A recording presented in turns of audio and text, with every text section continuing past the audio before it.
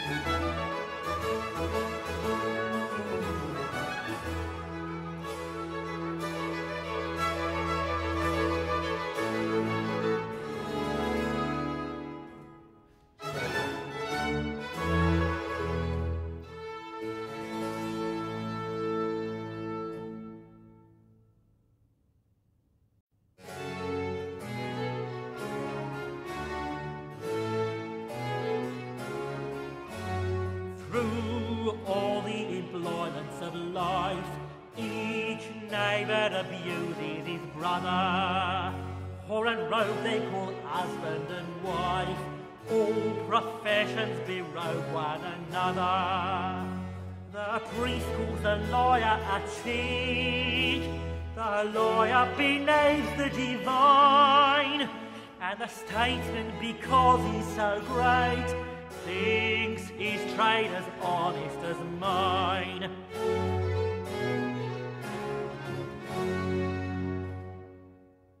A lawyer is an honest employment, so is mine. Like me too, he acts in a double capacity, both against rogues and for 'em. For 'tis but fitting that we should protect and encourage cheats, since we live by 'em. Sir, Black Mole has sent word her trial comes on in the afternoon, and she hopes you will order matters so as to bring her off. Why, she may plead her belly at worst. To my knowledge, she hath taken care of that security. But as the wench is very active and industrious, you may satisfy her that I'll soften the evidence. Tom Gaggs, sir, is found guilty. A lazy dog. When I took him the time before, I told him what he would come to if he did not mend his hand. This is death without reprieve. I may venture to book him for Tom Gag, £40. Oh, let Betty Sly know that I'll save her from transportation, for I can get more by her staying in England. Betty hath brought more goods into our Lockit year than any 5 of the gang.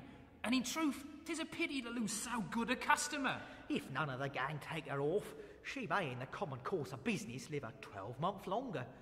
I love to let women scape. A good sportsman always lets the end partridges fly because the breed of the game depends upon them. Besides, here the law allows us no reward. There's nothing to be got by the death of women except our wives. Without dispute, she is a fine woman. 'Twas to her I was obliged for my education. And, to say a bold word, she hath trained up more young fellas to the business than the gaming table. Truly, Filch, thy observation is right. We and the surgeons are more beholden to women than all the professions besides. 'Tis woman that seduces all mankind. By her we first were taught the wheedling art. Her very eyes could cheat when most she's kind. She tricks us of our money with her arms. 'Tis woman that seduces all mankind. By her we first were taught the wheedling art. Her very eyes could cheat when first she's kind. She tricks us of our money with her hearts. For her like wolves by night, we roam for prey, and practice every fraud to bribe her charms. For suits of love like law, we're won by pay, and beauty must be feed into our arms. For her like wolves by night, we roam for prey, and practice every fraud to bribe her charms. Suits of love like law are won by pay, and beauty must be feed into our arms.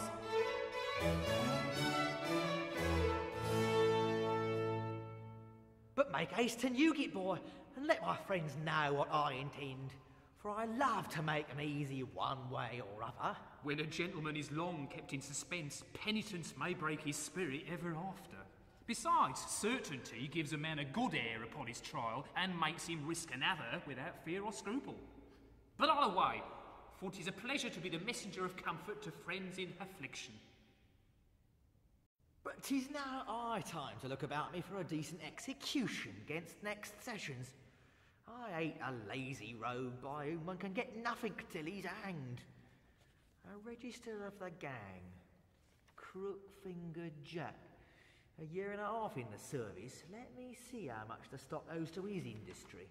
1, 2, 3, 4, 5 gold watches and 7 silver ones. A mighty clean-handed fella.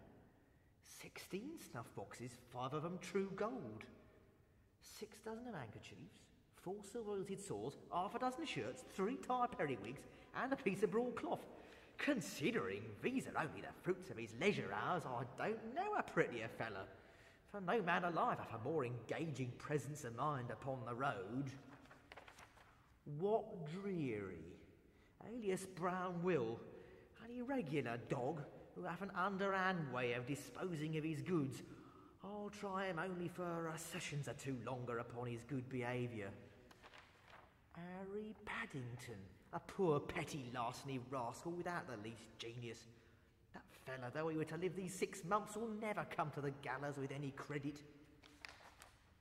Slippery Sam, he goes off the next sessions, for the villain hath the impudence to have views of following his trade as a tailor, which he calls an honest employment. Matt of the Mint, lifted not above a month ago, a promising sturdy fella and diligent in his way, somewhat too bold and hasty, and may raise good contributions on the public if he does not cut himself short by murder. Tom Tipple, a guzzling, soaking sot, who is always too drunk to stand himself or to make others stand. A cart is absolutely necessary for him. Robbing a bag-shot, alias Gorgon, alias Bluff Bob, alias Carbuncle, alias Bob Booty. Bob Booty, husband. I hope nothing bad has betided him. You know, my dear, he's a favourite customer of mine. 'Twas he made me a present of this ring. I have set his name down in the blacklist, that's all, my dear. He spends his life among women, and as soon as his money is gone, one or other of the ladies will hang him for the reward, and there's £40 lost to us forever. You know, my dear, I never meddle in matters of death. I always leave those affairs to you. Women, indeed, are bitter bad judges in these cases, for they are so partial to the brave that they think every man handsome who is going to the camp or the gallows.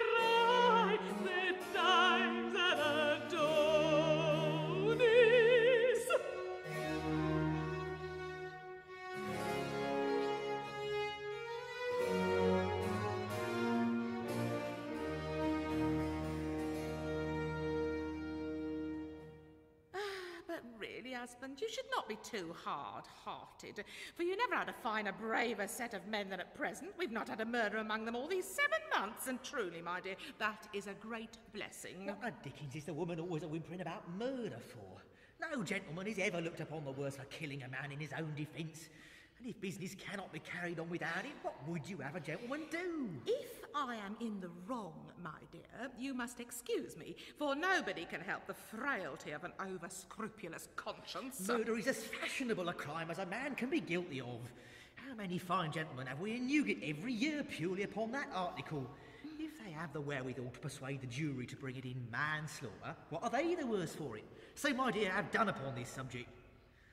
Was Captain Macheath here this morning for the banknotes he left with you last week? Yes, my dear, and though the bank hath stopped payment, he was so cheerful and so agreeable. Sure, there's not a finer gentleman upon the road than the captain. If he comes from Backshot at any reasonable hour, he hath promised to make one this evening with Polly and me and Bob Booty at a party of quadrille. Pray, my dear, is the captain rich? The captain keeps too good company ever to grow rich. Marrybone and the chocolate houses are his undoing.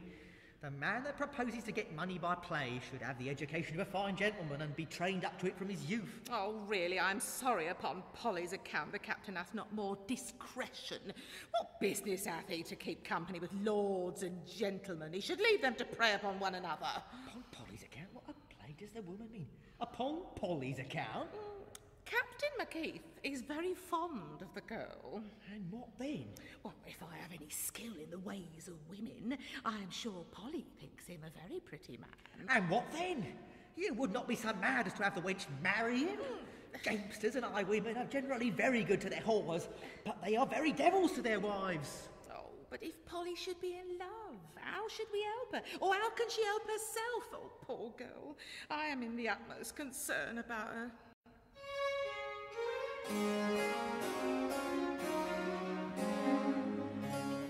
love the virgin's heart in maid, how like a moth the simple maid still blaze about the flame. If love the virgin's heart in maid, how like a moth the simple maid still blaze about the flame. If soon she be not made a wife, her honour singed, and then for life she's what I dare not name. If soon she be not made a wife, her honour singed, and then for life she's what I dare not name.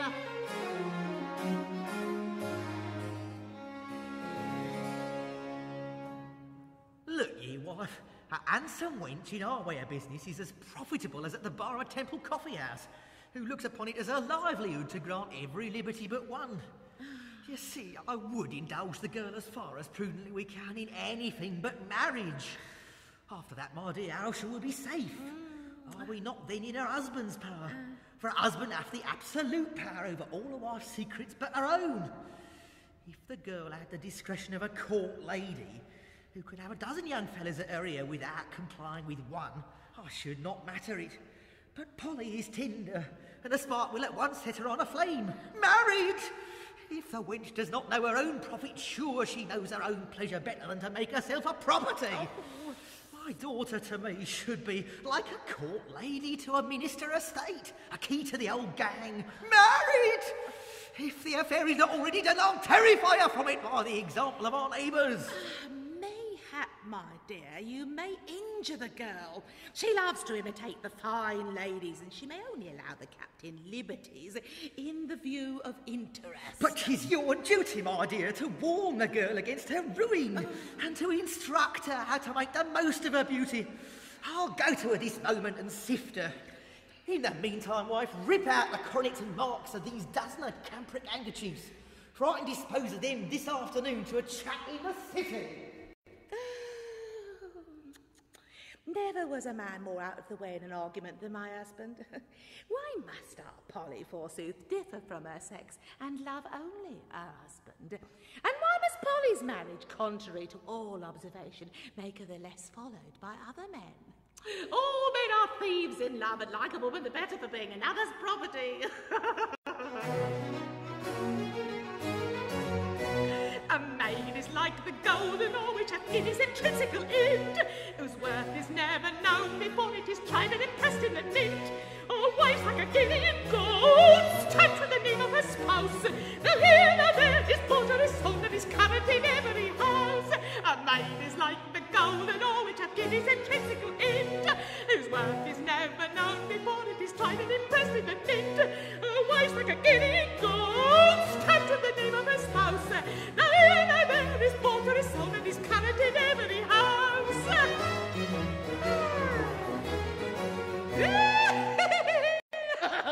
come here, Filch.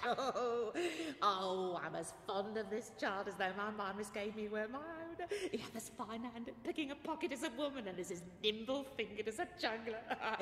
If an unlucky session does not cut the rope of thy life, I pronounce, boy, thou wilt be a great man in history. Where was your post last night, my boy? I applied at the opera, madam, and considering 'twas neither dark nor rainy, so that there was no great hurry in getting chairs and couches, made a tolerable hand on it.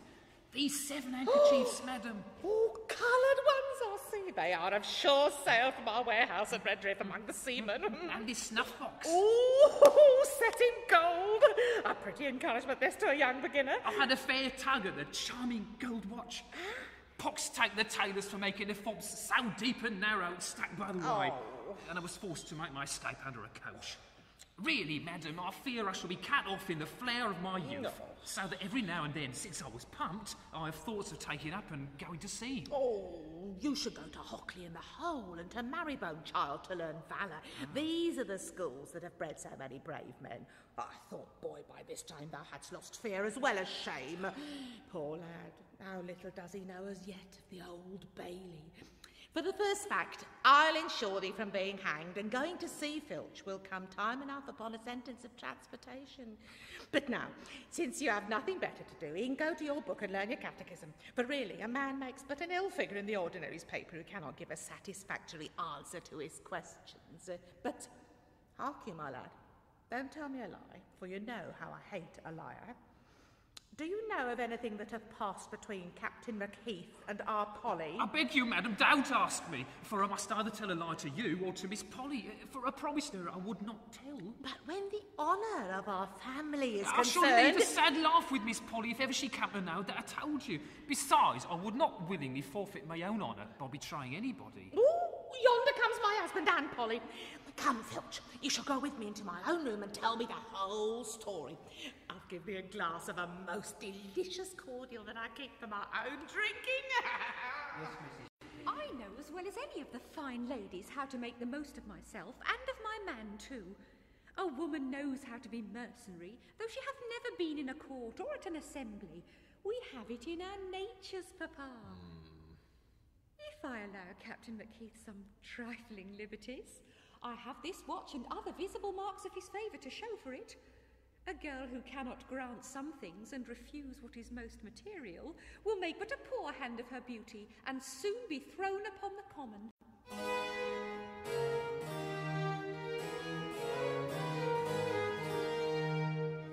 Virgins are like the fair flower in its cluster, which in the garden in the ground.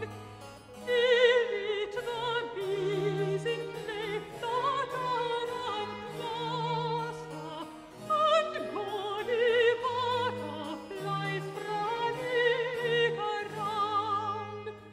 But when once plucked, 'tis no longer alluring. To Covent Garden 'tis sent as yet sweet. There fades and shrinks and grows past all enduring. Rot stinks and dies and is thrown a feet. But when once plucked, 'tis no longer alluring. To Covent Garden 'tis sent as yet sweet. There fades and shrinks and grows past all enduring. Rot stinks and dies and is thrown under feet.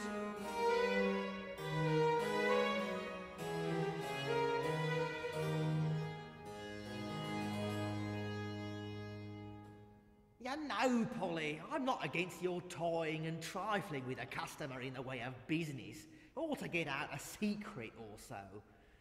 But if I find out that you've played the fool in a marriage, you jade, I'll cut your throat, hussy. Now you know my mind.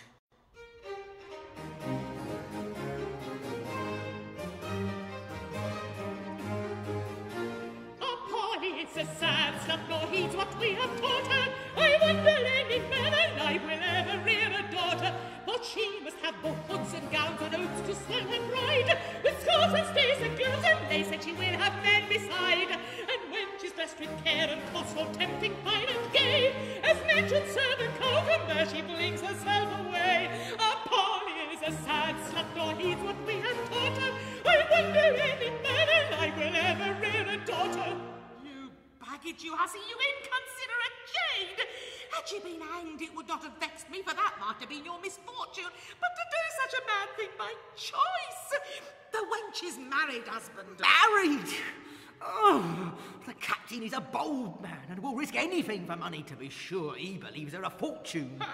Do you think your mother and I should have lived comfortably so long together if ever we had been married, baggage? I knew she was always a proud slut, and now the wench has played the fool and married because, forsooth, she would do like the gentry. Can you support the expense of a husband, hussy, and gaming and drinking and whoring? Have you money enough to carry on the daily quarrels of a man and wife about who shall squander most? There are not many husbands and wives who can bear the charges of plaguing one another in a handsome way.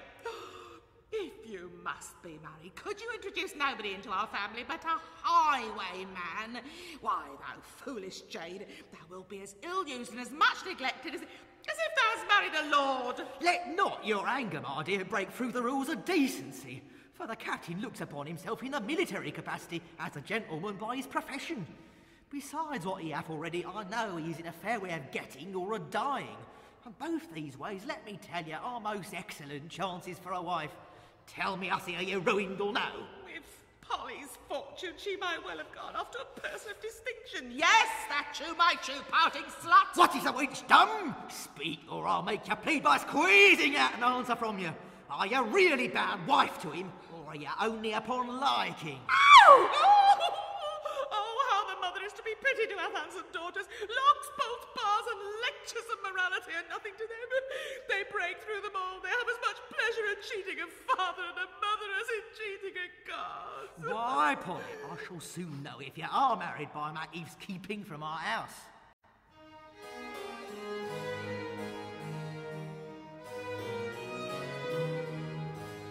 Can love be controlled by advice? Will Cupid fathers obey?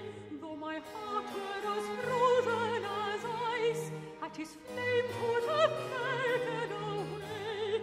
When he kissed me so closely pressed, 'twas so sweet that I must have come nigh. So I thought it was safest and best to marry a fee you should chide. When he kissed me so closely pressed, 'twas so sweet that I must have complied. So I thought it was safest and best to marry a fee you should chide.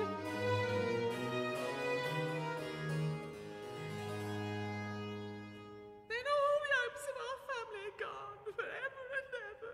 And Macheath may hang his father and mother-in-law in hope to get into their daughter's fortune. I did not marry him as 'tis the fashion, coolly and deliberately for honour and money. But I love him. Love him? Love him? Worse and worse! I thought the girl had been better bred. Oh, husband, husband. Her folly makes me mad. My head swims. I'm distracted. I can't support myself. Oh, see, wench, to what a condition you have reduced your poor mother. A glass of cordial this instant. Oh, how the poor woman takes it to heart. Oh, I see. Now this is the only comfort your mother has left. Oh, give her another glass, sir. My mamma drinks double the quantity whenever she is out of order. This, you see, fetches her. Oh, the girl shows such a readiness and so much concern that I could almost find it in my heart to forgive her. Oh, Polly.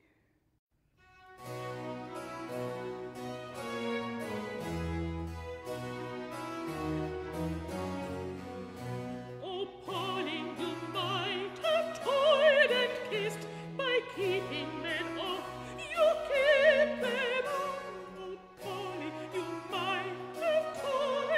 rapist by keeping men off. You keep them on. But it so teased me, and it so pleased me. What I did, you must have done. What is so teased me, and it so pleased me. What I did, you must have done.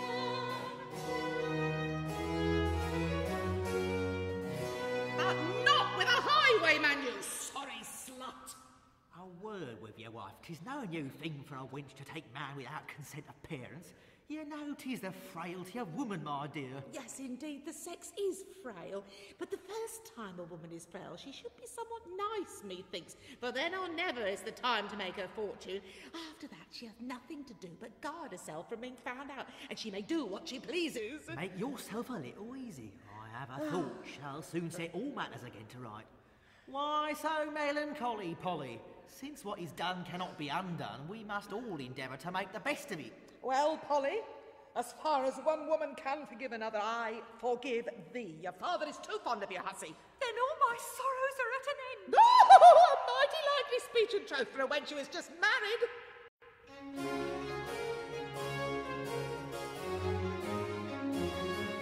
I like a ship in storms was tossed as a prey to put into land.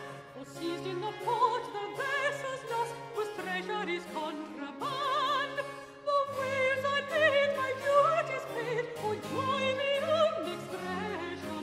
For safer shore I ask no more.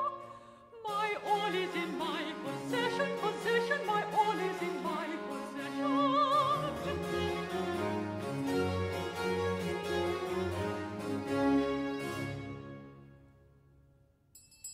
Oh, I hear customers in t'other room. Go talk with them, Polly, but come to us again as soon as they're gone. But hark ye, child, if 'tis the gentleman who was here yesterday about the repeating watch, say you believe we can't get intelligence of it till tomorrow, for I lent it to Suki Straddle to make a figure with it tonight at a tavern in Drury Lane. If t'other gentleman calls for the silver-hilted sword, you know Beetle-browed Jemmy hath it on, and he doth not come from Tunbridge till Tuesday night, so that it cannot be had till then. Oh, dear wife, be a little pacified. Don't let your passion run away with your senses.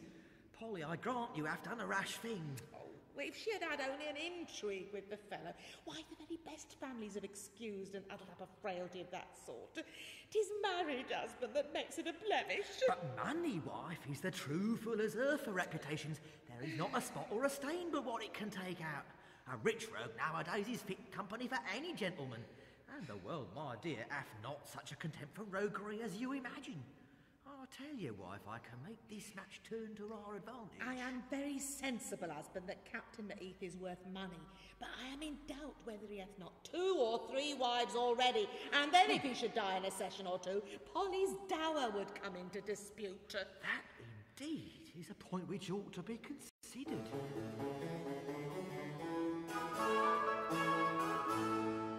A fox may steal your hens, ahoy your health and pence, your daughter rob your chests, your wife may steal your rest, a thief your goods and plight. A thief your goods and plight, but this is all but picking, with respence, chest and cheeking. He ever was a creature, if lawyers and his feet. He steals your whole estate. He steals your whole estate.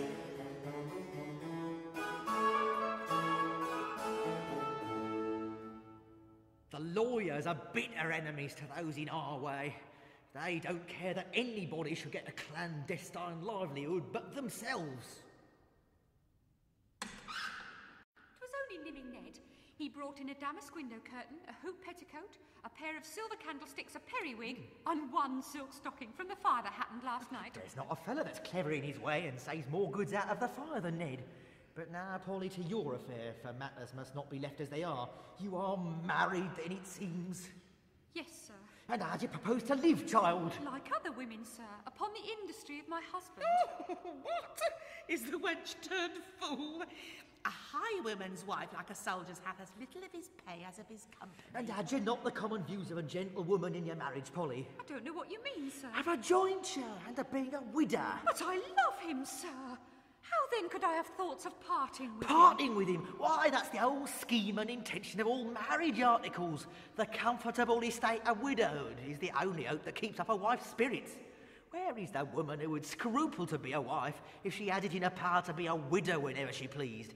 If you have any views of this sort, Polly, I shall think the match not so very unreasonable. How I dread to hear your advice. Yet I must beg you to explain yourself. Secure what he hath got, have impeached the next sessions, and then at once you are made a rich widow. What? Murder the man I love? The blood runs cold at my heart with the very thought of it. Sigh, Polly, what hath murder to do in the affair?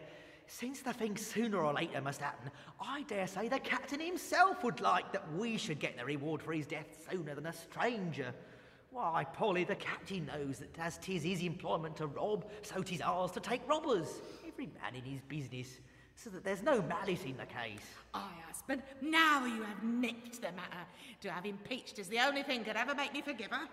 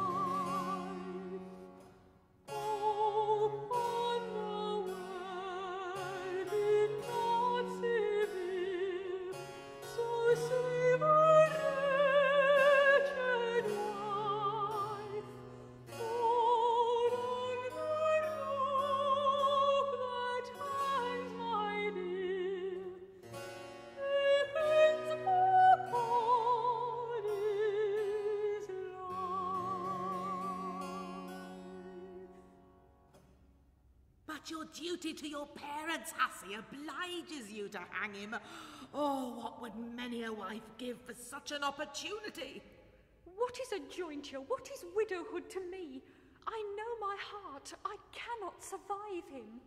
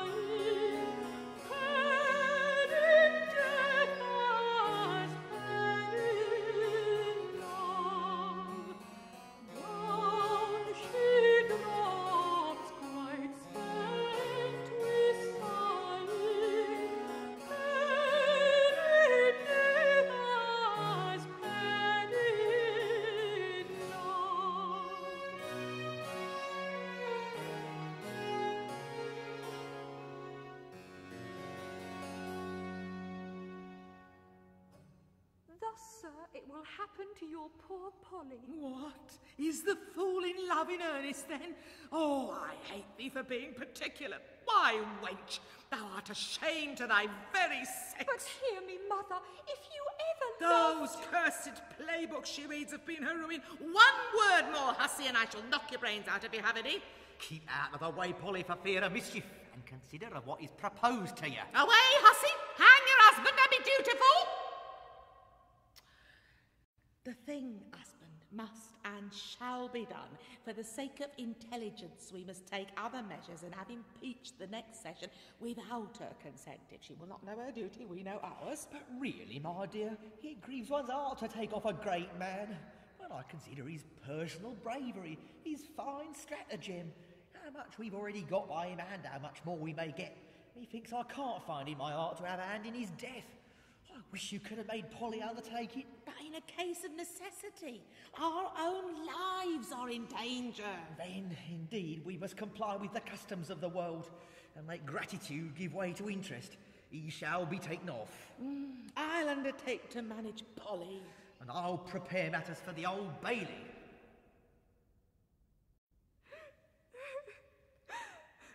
Now I'm a wretch indeed. Methinks I see him already in the cart, sweeter and more lovely than the nosegay in his hand. I hear the crowd extolling his resolution and intrepidity. What volleys of sighs are sent from the windows of Holborn, that so comely a youth should be brought to disgrace. I see him at the tree, the whole circle are in tears, even butchers weep. Jack Ketch himself hesitates to perform his duty and would be glad to lose his fee by a reprieve. What then will become of Polly? As yet I may inform him of their design and aid him in his escape. It shall be so. But then he flies, absents himself, and I bar myself from his dear, dear conversation. That too will distract me. If he keep out of the way, my papa and mamma may in time relent, and we may be happy. If he stays, he is hanged, and then he is lost forever. He intended to lie concealed in my room till the dusk of the evening. If they are abroad, I'll this instant let him out, lest some accident should prevent him.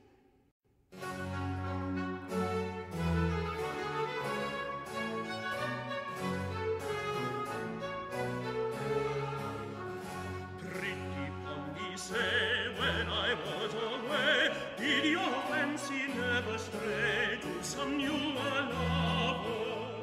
Without disguise, feeling sighs, darting eyes, my constant heart discover. Fondly let me love, fondly let me love. Oh, pretty, pretty boy.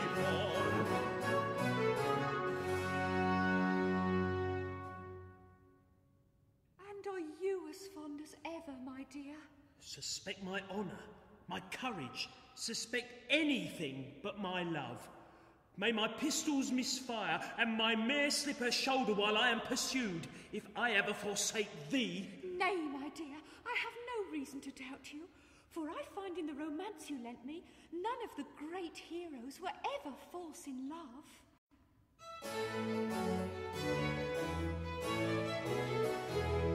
My heart was so free, it roved like the bee, till Polly my passion requited.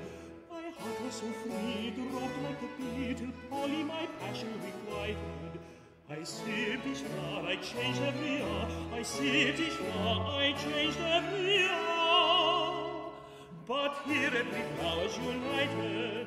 I sipped each flower, I changed every hour. I sipped each flower, I changed every hour.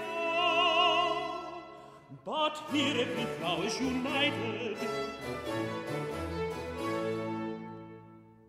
Were you sentenced to transportation? Sure, my dear, you could not leave me behind you. Could you? Is there any power, any force that could tear me from thee? You might sooner tear a pension out of the hands of a courtier, a fee from a lawyer, a pretty woman from a looking-glass, or any woman from quadrille. But to tear me from thee is impossible.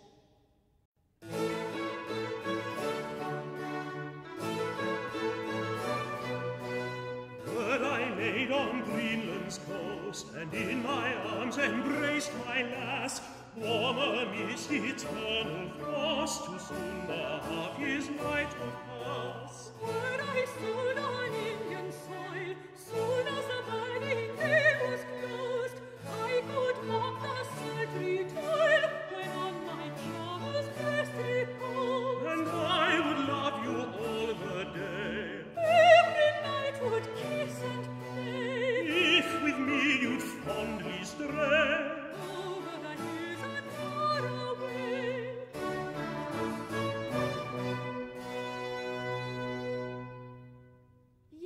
would go with thee. But oh, how shall I speak it? I must be torn from thee. We must part. How? Part? We must. My papa and mamma are set against thy life. They even now are in search after thee. They are preparing evidence against thee. Thy life depends upon a moment.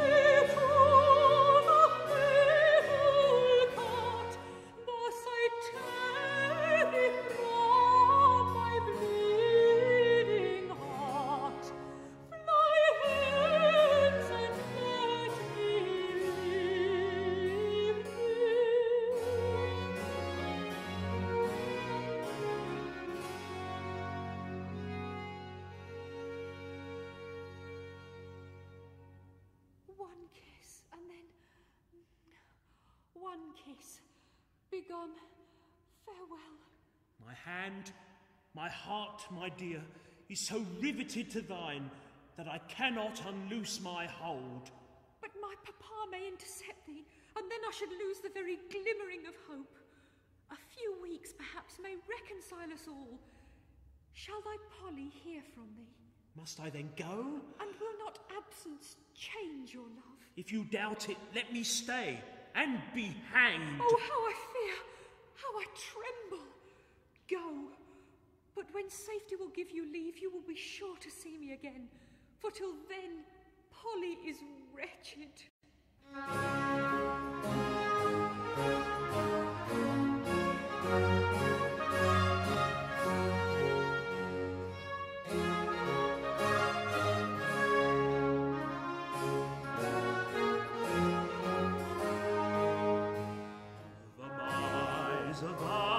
Shillings, which is obliged to pay, with sighs resigns it by degrees, and fist is gone for aye. The boy thus when his sparrows flown, the bird in silence eyes, but soon as out of sight whimpers, sobs, and cries.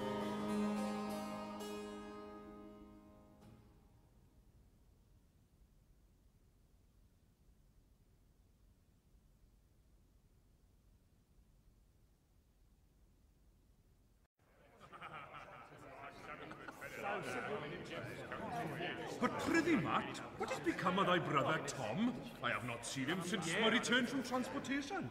Poor brother Tom had an accident this time 12-month, and so clever a made fellow he was that I could not save him from those fleeing rascals, the surgeons. And now, poor man, he is among the otomies at Surgeons' Hall. So it seems his time was come. But the present time is ours, and nobody will I laugh more. Why are the laws levelled at us? Are we more dishonest than the rest of mankind? No. What we win, gentlemen, is our own by the law of arms and the right of conquest. Where shall we find such another set of practical philosophers who to a man are above the fear of death? Sound man and true. That's right, courage and indefatigable industry. Who is there here who would not die for his friend? Who is there here that would betray him for his interest? Show me a gang of courtiers that can say as much. We are for a just partition of the world. For every man hath a right to enjoy life. We retrench the superfluities of mankind. The world is avaricious, and I hate avarice. A covetous fellow, like a jackdaw, steals what he was never made to enjoy for the sake of hiding it.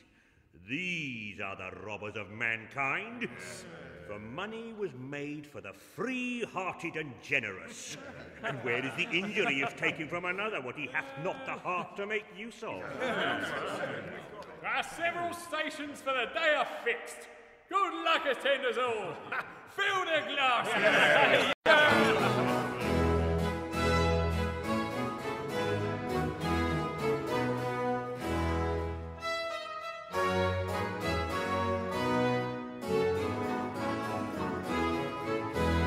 Fill every glass, for wine inspires us and fires us with courage, love, and joy. Women and wine should life employ. Is there aught else on earth desirous? Fill every glass, for wine inspires us and fires us with courage, love, and joy.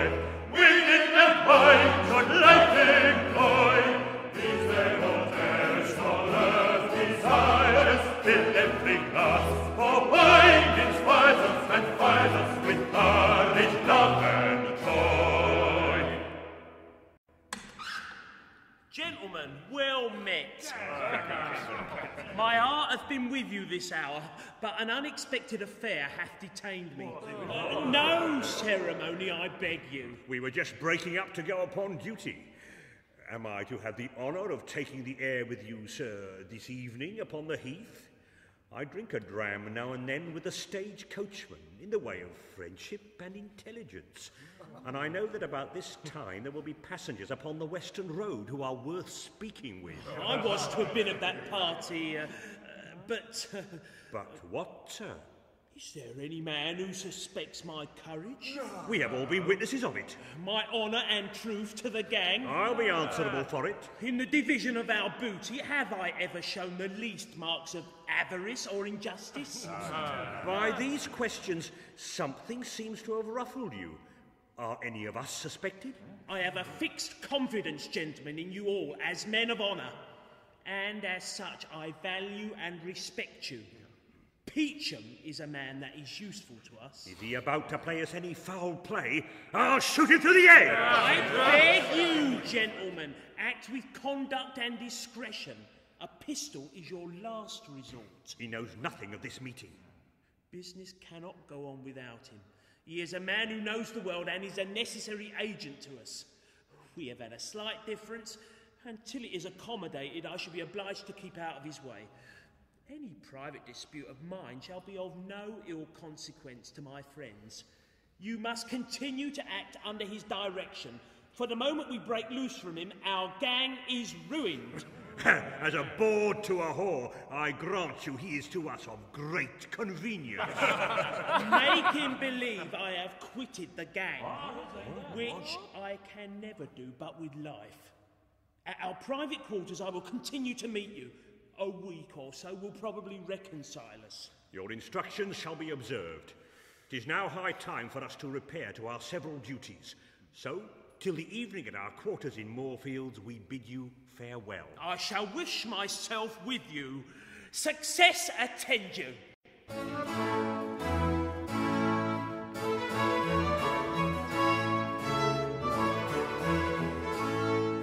Let us take the road. I hear the sound of coaches. The hour of attack approaches. Gallants brave boys and load. Let us take the road. I hear the sound of coaches. The hour of attack approaches. yon brave boys and load. See the ball I hold. Let the chemists toil like asses. A fire there, a fire to pass it, and it was all a lead to gold. See the ball I hold. Let the chemists toil like asses. A fire there, a fire to pass it, and it was all a lead to gold. Let us take the road. I can hear the sound of protest. The hour of attack of protest. The unfeigned boys and gold. Let us take the road.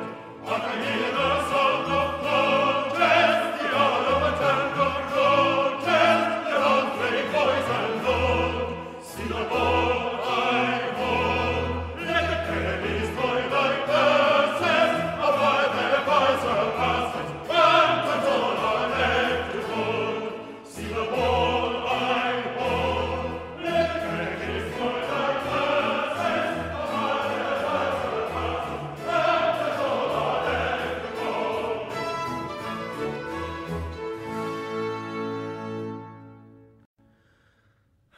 What a fool is a fond wench. Polly is most confoundedly bit. I love the sex, and a man who loves money might as well be contented with 1 guinea as I with 1 woman. The town perhaps has been as much obliged to me for recruiting it with free-hearted ladies as to any recruiting officer in the army. If it were not for us and the other gentlemen of the sword, Drury Lane would be uninhabited.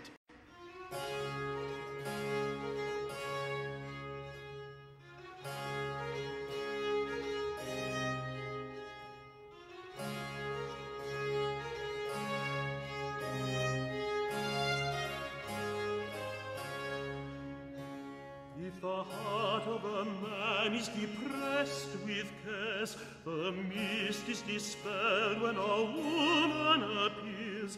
Like the notes of a fiddle, she sweetly, sweetly raises the spirits and charms our ears. If the heart of a man is depressed with cares, the mist is dispelled when a woman appears. Like the notes of a fiddle, she sweetly, sweetly raises the spirits and charms our ears. Roses and lilies her cheeks disclose, but her ripe lips are more sweet than those. Press her, caress her with blisses, her kisses dissolve us in pleasure and soft repose. Roses and lilies her cheeks disclose, but her ripe lips are more sweet than those. Press her, caress her with blisses, her kisses dissolve us in pleasure and soft repose.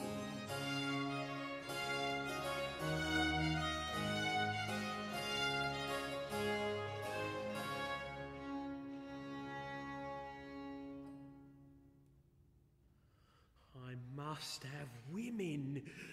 There is nothing unbends the mind like them. Money is not so strong a cordial for the time. Drawer! Is the porter gone for all the ladies according to my directions? I expect him back every minute. But you know, sir, you sent him as far as Ockley in the Hole for 3 of the ladies, for 1 in Vinegar Yard, and for the rest of them somewhere about Lutner's Lane. Sure, some of them are below, for I hear the bar bell. As they come, I will show them up. Coming, coming!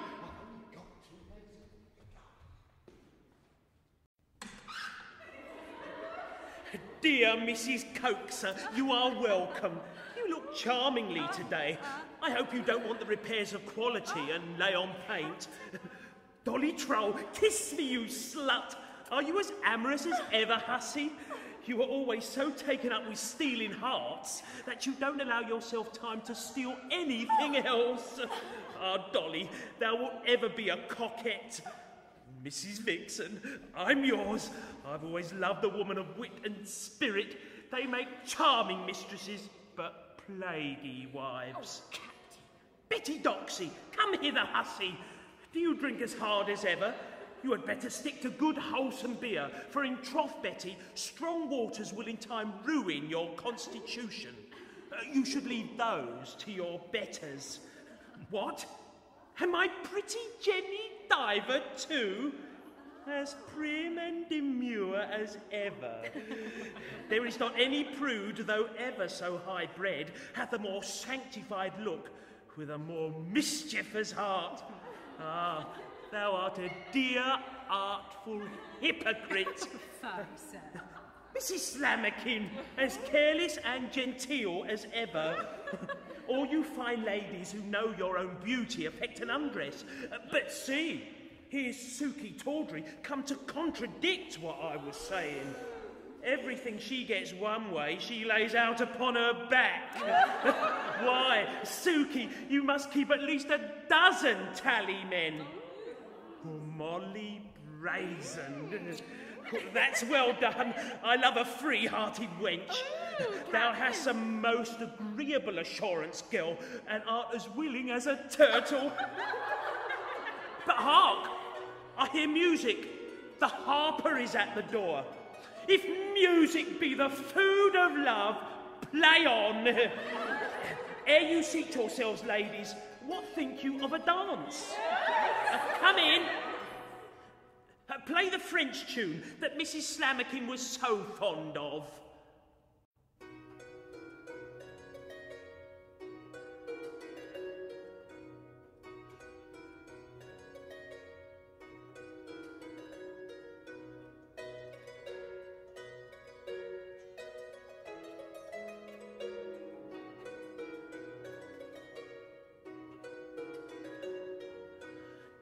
The season made for joys, love is then our duty. She alone who that employs well deserves her beauty. Let's be gay while we may. Beauty's a flower despised in decay. Use the season made for joys, love is then our duty. Let us drink and sport today, ours is not tomorrow.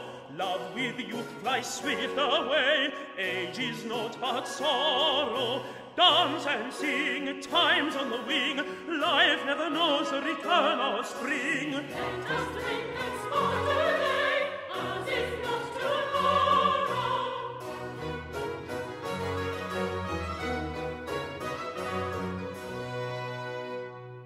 Now pray, ladies, take your places. Here, fellow. Bid the drawer bring us more wine. If any of the ladies choose gin, I hope they will be so free to call for it. You look as if you meant me. Wine is strong enough for me. Indeed, sir, I never drink strong waters, but when I have the colic... Just the excuse of the fine ladies. Why, a lady of quality is never without the colic. I hope, Mrs. Coaxer, you have had good success of late in your visits among the mercers. Oh, we have so many interlopers. Yet with industry, one may still have a little picking. I carried a silver-flowered lute string and a piece of black patricide to Mr. Peachum's lock, but last week. There's Molly Brazen at the ogle of a rattlesnake. She riveted a linen draper's eye so fast upon her that he was nicked of 3 pieces of cambric before he could look off. Oh, dear, madam. But sure, nothing can come up to your handling of laces. And then you have such a sweet, deluding tongue. Cheat a man is nothing. But the woman must have fine parts indeed who cheats a woman. Lace, madam, lies in a small compass and is of easy conveyance. But you are apt, madam, to think too well of your friends. If any woman hath more art than another, to be sure, 'tis Jenny Diver. Though her fellow be never so agreeable, she can pick his pocket as coolly as if money were her only pleasure. Now, that is a command of the passions uncommon in a woman. I never go to the tavern with a man but in the view of business. I have other hours and other sort of men for my pleasure. But had I your address, ma'am? Have done with your compliments, ladies, and drink about. You are not so fond of me, Jenny, as you used to be.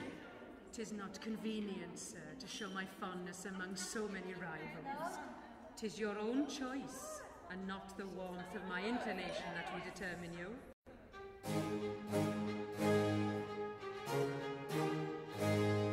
Before the barn door crowing, the cock by hens attended, his eyes around him throwing, stands for a while suspended, then one he singles from the crew and cheers the happy hen with how do you do and how do you do and how do you do again.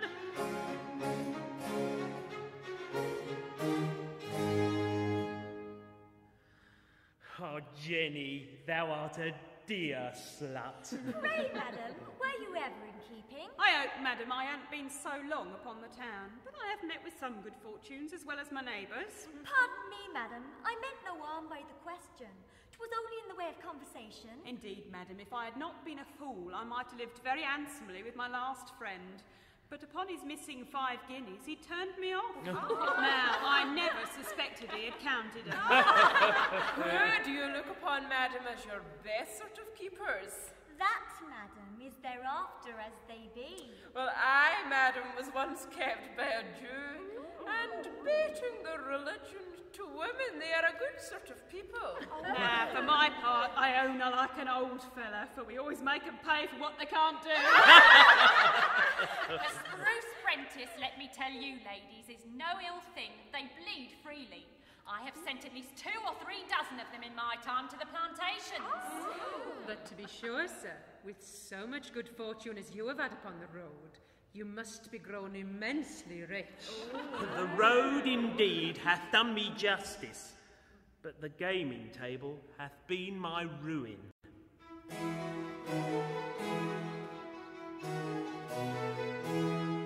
The gamesters and lawyers are jugglers alike. If they meddle, your all is in danger. The gamesters and lawyers are jugglers alike. If they meddle, your all is in danger.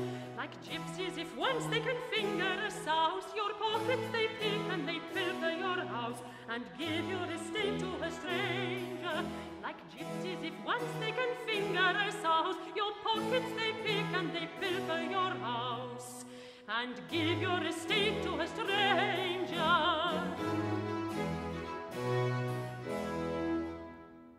A man of courage should never put anything to the risk but his life. These are the tools of a man of honour. Cards and dice are only fit for cowardly cheats who prey upon their friends. This, sir, is fitter for your hand. Besides your loss of money, 'tis a loss to the ladies. Gaming takes you off from women. How fond could I be of you? But before company, 'tis ill-bred. Wanton hussies! I must and will have a kiss to give my wine a zest. I seize you, sir, as my prisoner. Was this well done, Jenny? Women are decoy ducks. Who can trust them? Beasts, jades, jilts, harpies, fairies, whores! Your case, Mr. Macheath, is not particular. The greatest heroes have been ruined by women. But to do them justice, I must own they are a pretty sort of creatures if we could trust them. You must now, sir, take your leave of the ladies, and if they have a mind to make you a visit, they will be sure to find you at home. The gentlemen ladies' lodges in Newgate. Constables, wait upon the captain to his lodgings. At the tree I shall suffer with pleasure. At the tree I shall suffer with pleasure. Let me go what I will in all kinds of ill. I shall find no such furies as these are. Let me go what I will in all kinds of ill. I shall find no such furies as these are. Ladies, I'll take care the reckoning shall be discharged.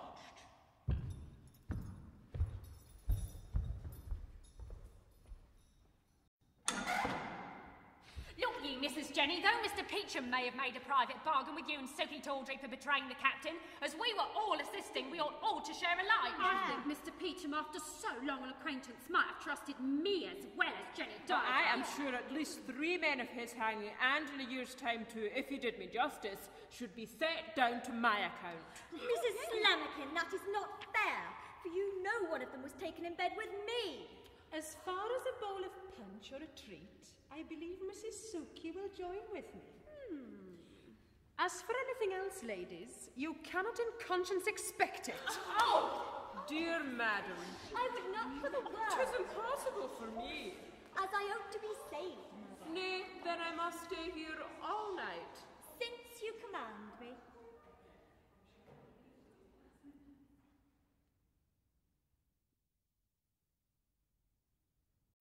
Noble Captain, you are welcome. You've not been a lodger of mine this year, and have. You know the custom, sir. Garnish, Captain, garnish. Hand me down those fetters there. Those, Mr. Lockit, seem to be the heaviest of the whole set. With your leave, I should like the further pair better. Looky, Captain, we know what is fittest for our prisoners. When a gentleman uses me with civility, I always do the best I can to please him. And them down, I say! We have them of all prices, from 1 guinea to 10, and 'tis fitting every gentleman should please himself. I understand you, sir.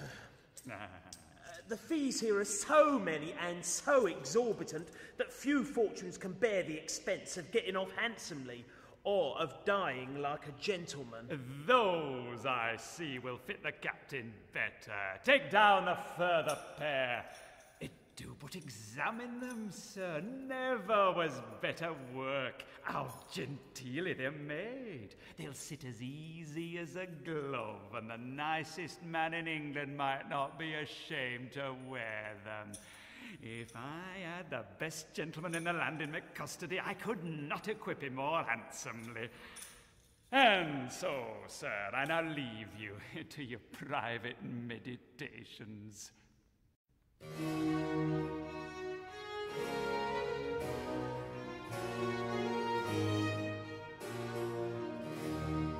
Man may escape from rope and gun, nay, some about lived the doctor's pill. Who takes a woman must be undone, that basilisk is sure to kill. The fly, the ship's treacle is lost in the sweets, so he that tastes woman, woman, woman, he that tastes woman, ruin meets.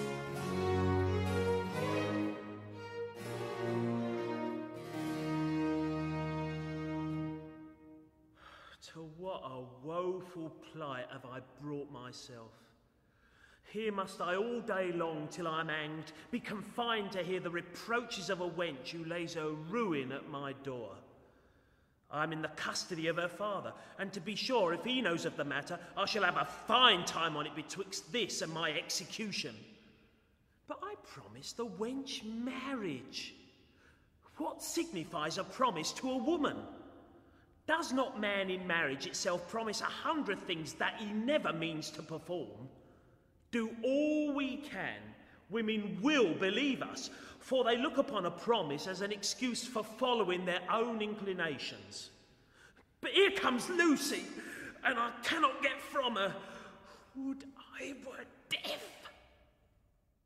You base man, you! How can you look me in the face after what hath passed between us? See here, perfidious wretch, how I am forced to bear about the load of infamy you have laid upon me. O Macheath, thou hast robbed me of my quiet. To see thee tortured would give me pleasure.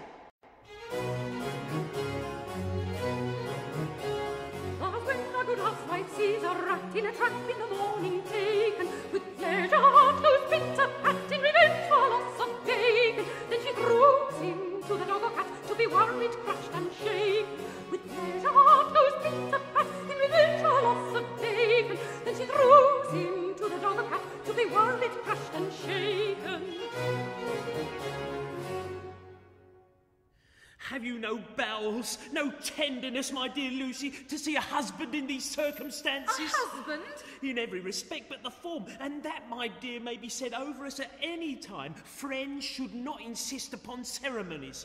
From a man of honour, his word is as good as his bond. 'Tis the pleasure of all you fine men to insult the women you have ruined.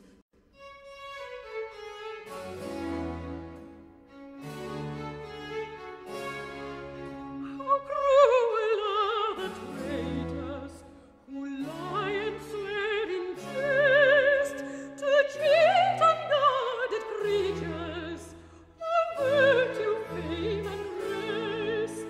How cruel are the traitors who lie and swear in jest to cheat unguarded creatures of virtue, fame, and rest. Whoever steals a shilling through shame the guilt conceals, in unabated villain with boast the theft reveals. Whoever steals a shilling through shame the guilt conceals, in unabated villain with boast the theft reveals.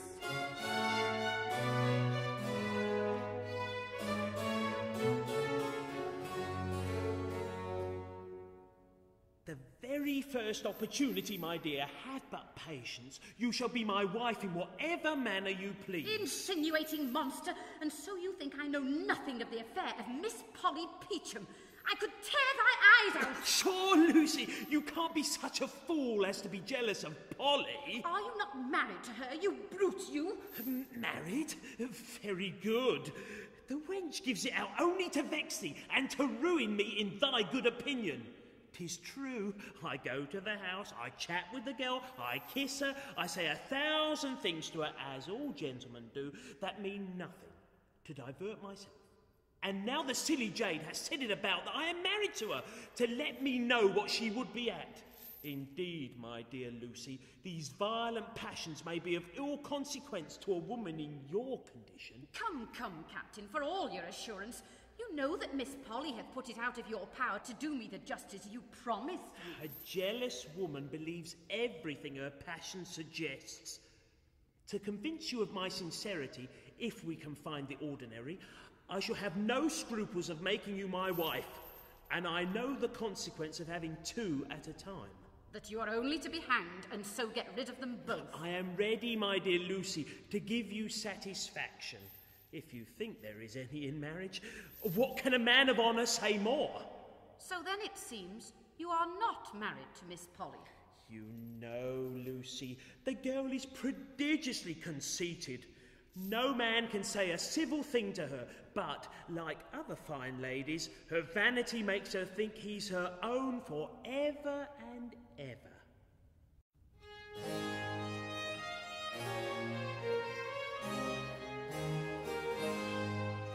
The first time at the looking glass the mother sets her daughter, the image strikes a smiling lass with self-love ever after. Each time she looks, she fonder grown, thinks every charm grows stronger. But alas, René, all eyes but your own can see you are not younger.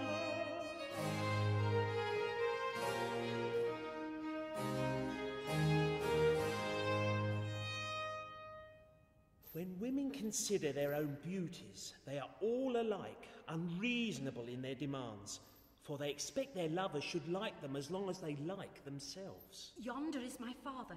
Perhaps this way we may light upon the ordinary, who shall try if you will be as good as your word. For I long to be made an honest woman. In this last affair, Brother Peachum, we are agreed. You have consented to go halves in Macheath. We shall never fall out about an execution. But as to that article, pray how stands our last year's account? Well, if you will run your eye over it, you'll find 'tis fair and clearly stated. This long arrear of the government is very hard upon us. Can it be expected that we should hang our acquaintance for nothing, when our betters will hardly save theirs without being paid for it? Unless the people in employment pay better, I promise them for the future I shall let other rogues live besides their own. Perhaps, Brother Peachum, they are afraid these matters may be carried too far. We are treated, too, by them with contempt, as if our profession was not reputable. In one respect, indeed, our employment may be reckoned dishonest, because, like great statesmen, we encourage those who betray their friends. Such language, brother, anywhere else might turn to your prejudice. Learn to be more guarded, I beg you.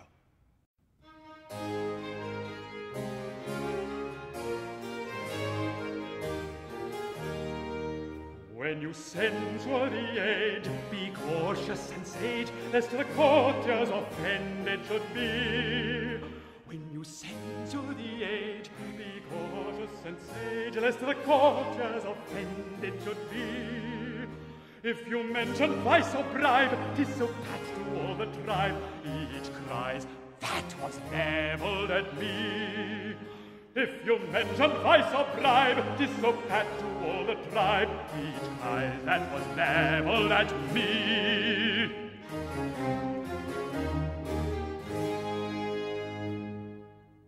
Here's poor Ned Clincher's name, I see. Sure, Brother Lockit, there was a little unfair proceeding in Ned's case, for he told me in the condemned old that for value received you had promised him a session or two longer without molestation. Mr. Peachum, this is the first time my honour was ever called in question. Business is at an end if once we act dishonourably. Who accuses me? You are warned, brother. He that attacks my honour attacks my livelihood. And this usage, sir, is not to be borne. Since you provoke me to speak, I must tell you too that Mrs. Coaxer charges you with defrauding her of her information money for the apprehending of curl-pated Hugh.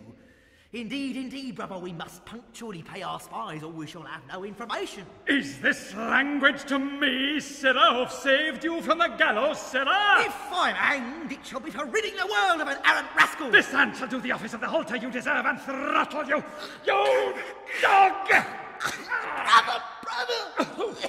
We're both in the wrong, and we shall be both losers in the dispute. For you know we have it in our power to hang each other. You should not be so passionate. Nor you so provoking.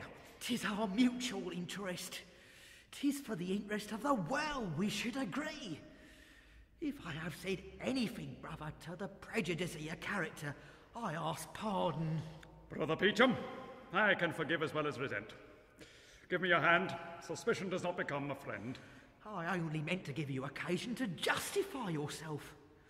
But I must now set home, for I expect the gentleman about this snuff box that Filch him 2 nights ago in the park.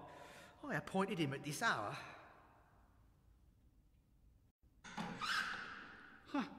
Whence come you, hussy?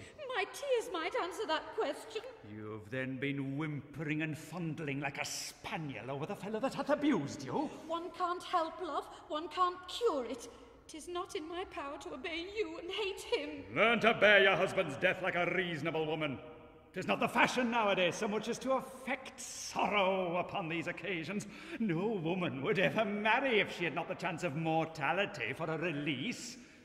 Act like a woman of spirit, hussy, and thank your father for what he's doing. Is then his fate decreed, sir? Is then his fate decreed, sir? Such a man can I think of quitting.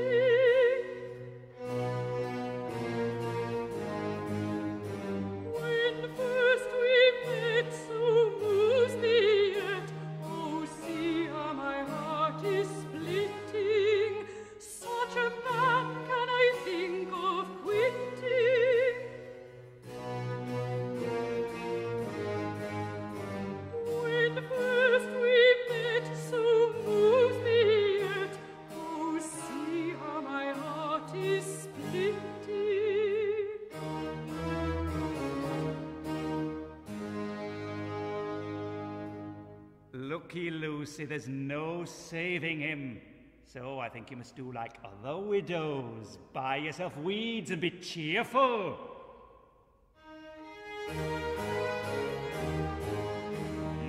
think ere many days ensue this sentence not severe, you think ere many days ensue this sentence not severe, I hang your husband, child, it is true, but with him hang your care.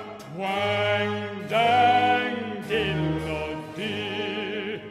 I hang your husband, child, 'tis true, but with him hang your care. Twang, dang, diddle-o-dee.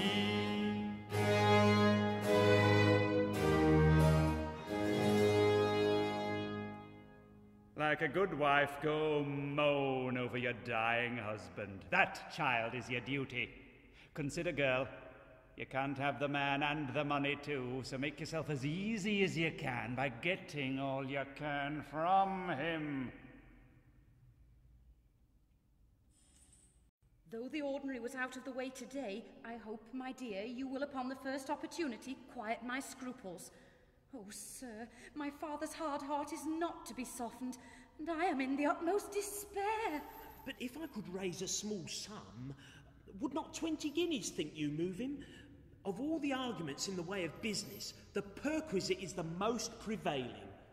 Your father's perquisites for the escape of prisoners must amount to a considerable sum in the year. Money well timed and properly applied will do anything.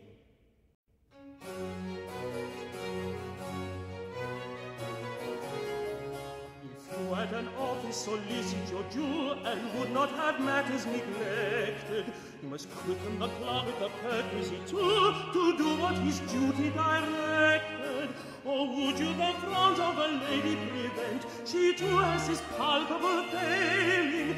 The perquisite softens her into consent, that reason with all is prevailing.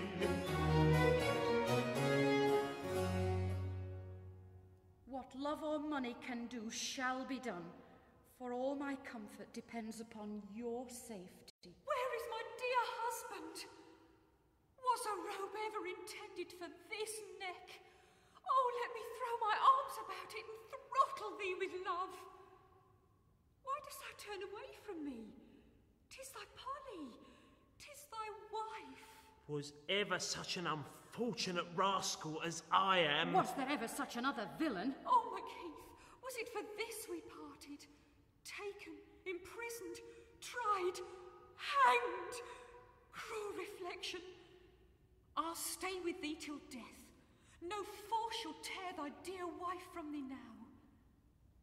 What means my love? Not one kind word, not one kind look. Think what thy Polly suffers to see thee in this condition.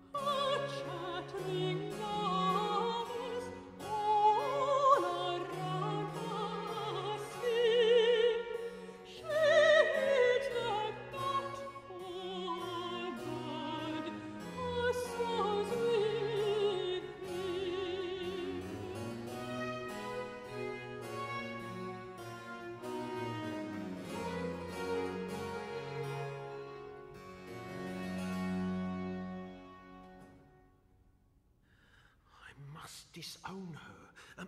The wench is distracted. Am I then bilked of my virtue? Can I have no reparation? Sure, men were born to lie, and women to believe them. Oh, villain, villain! Am I not thy wife? Thy neglect of me, thy aversion to me, too severely proves it. Look on me! Tell me, am I not thy wife? Perfidious wretch! Barbarous husband! Hadst thou been hanged 5 months ago, I had been happy. And I too. If you had been kind to me till death, it would not have vexed me. And that's no very unreasonable request, though from a wife, to a man who hath not above 7 or 8 days to live. Art thou then married to another? Hast thou 2 wives, monster? If women's tongues can cease for an answer, hear me! I won't. Flesh and blood can't bear my usage. Shall I not claim my own? Justice bids me speak.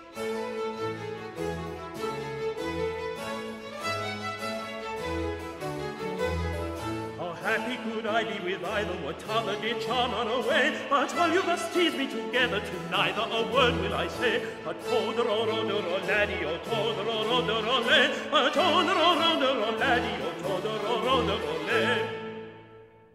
Sure, my dear, there ought to be some preference shown to a wife. At least she may claim the appearance of it. He must be distracted with his misfortunes, or he could not use me thus. Oh, villain, villain, thou hast deceived me. I could even inform against thee with pleasure. Not a prude wishes more heartily to have facts against her intimate acquaintance than I now wish to have facts against thee. I would have her satisfaction, and they should all out. I'm bubbled, to how I am troubled. Boozled and big, my distresses are doubled. When you come to the tree, should the hangman refuse, these fingers with pleasure could fasten a noose. I'm bubbled, to how I am troubled. Boozled and big, my distresses are doubled. When you come to the tree, should the hangman refuse, these fingers with pleasure could fasten a noose.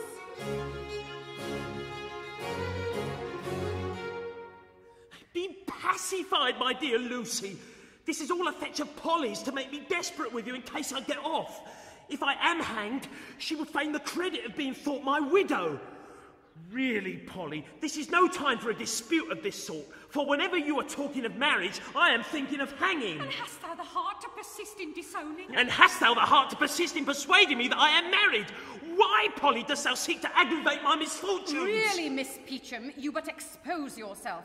Besides, 'tis barbarous in you to worry a gentleman in his circumstances.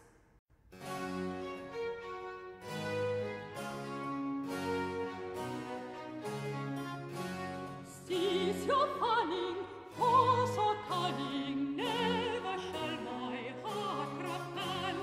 All these sallies are but manies to seduce my constant man. 'Tis more certain by the flirting women oft have envy shown, pleased to ruin others' wooing, never happy in their own. 'Tis more certain by the flirting women oft have envy shown, pleased to ruin others' wooing, never happy in their own.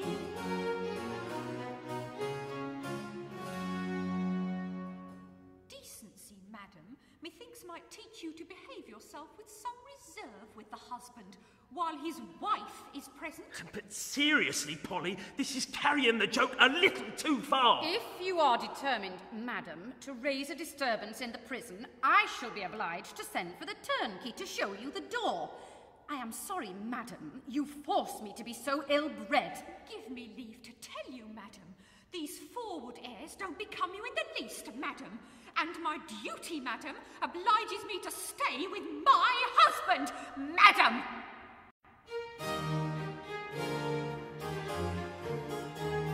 Why, how now, madam, flirt, if you thus must chatter, and the flinging dirt? Let's try who best can spurt, madam, flirt. Why, how now, saucy jade, sure the wench is tipsy, how can you see me made a scoff of such a gypsy, saucy jade?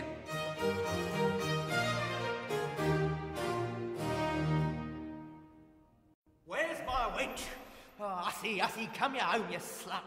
And when your feller is hanged, hang yourself to make your family some amends. Dear, dear father, do not tear me from him. I must speak. I have more to say to him. Oh! Twist thy fetters about me that he may not haul me from thee. Sure, all women are alike. If ever they commit a folly, they're sure to commit another by exposing themselves. Away, not a word more. You're my prisoner now, I see.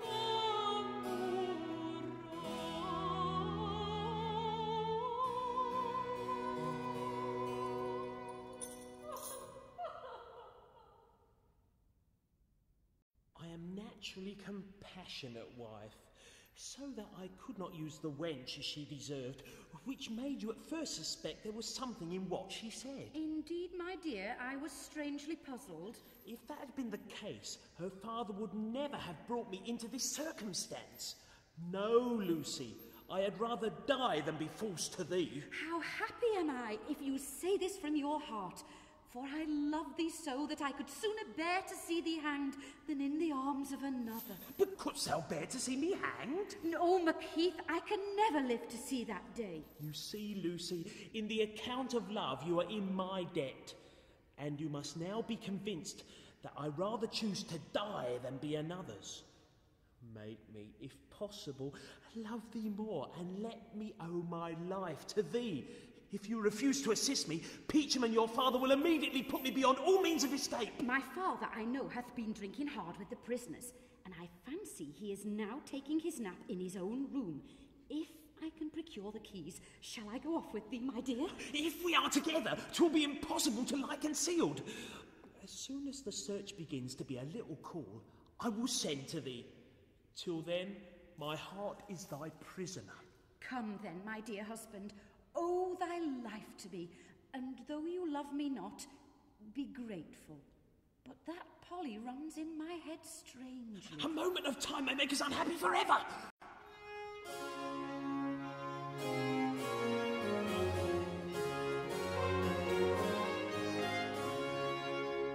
I like the fox-shell green, whose mate hath left the side, whom hounds from morn to eve chase o'er country wide. I like the fox-shell green.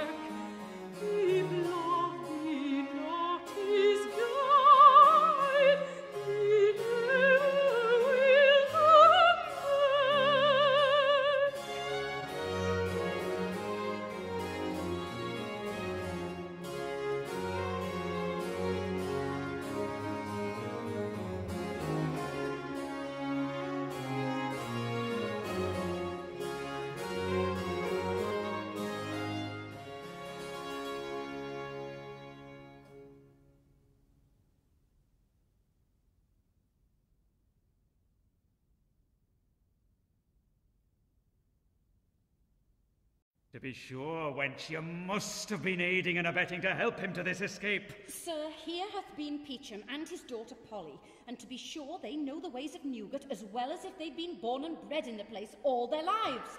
Why must all your suspicions light upon me? Lucy, Lucy, I will have none of these shuffling answers. Well then, if I know anything of him, I wish I may be burnt. Keep your temper, Lucy, or I shall pronounce you guilty. Keep yours, sir.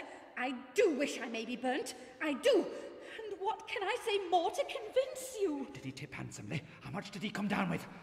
Come, hussy, don't cheat your father, and I shall not be angry with you. Perhaps you've made a better bargain with him than I could have done. How much, my good girl? You know, sir, I am fond of him, and I would have given money to have kept him with me. Ah, Lucy, that education might have put thee more upon the guard.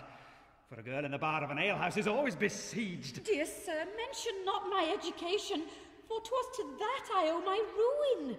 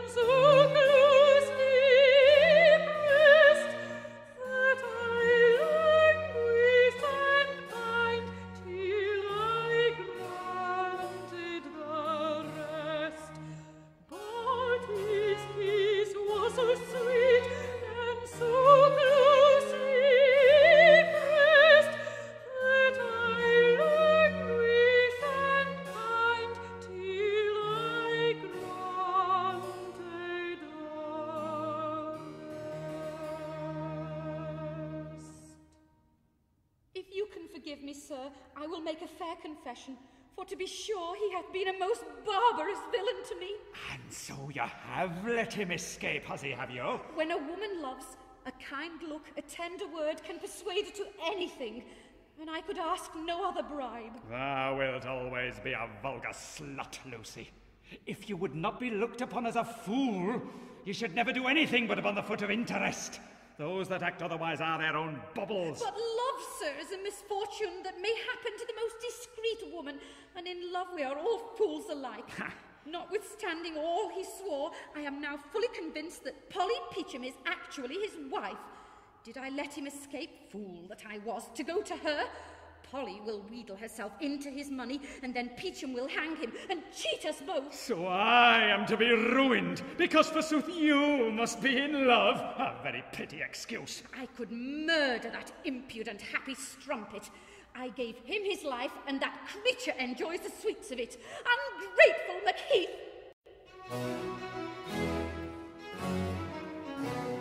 My love is all madness and folly. Alone I lie, toss, tumble, and cry. What a happy creature is Polly! Was there such a wretch as I? My love is all madness and folly. Alone I lie, toss, tumble, and cry. What a happy creature is Polly! Was there such a wretch as I? With rage I redden like scarlet, that my dear constant varlet, stark blind to my charms, is lost in the arms of that jilt, that inveigling harlot. Stark blind to my charms, is lost in the arms of that jilt, that inveigling harlot. This my resentment alarms. With rage I redden like scarlet, that my dear inconstant varlet, stark blind to my charms, is lost in the arms of that jilt, that inveigling harlot. Stark blind to my charms, is lost in the arms of that jilt, that inveigling harlot. This my resentment alarms. And so, after all this mischief, I must stay here to be entertained with your caterwauling, Mistress Puss. Out of my sight, wanton strumpet. You shall fast and mortify yourself into reason, with now and then a little handsome discipline to bring you to your senses. Go! Peachum then intends to outwit me in this affair, but I'll be even with him. The dog is leaky in his liquor, so I'll ply him that way, get the secret from him, and turn this affair to my own advantage. Lions, wolves, and vultures don't live together in herds, droves, or flocks. Of all animals of prey, man is the only sociable one. Every one of us preys upon his neighbour, and yet we herd together. Peachum is my companion, my friend. According to the custom of the world, indeed, he may quote thousands of precedents for cheating me.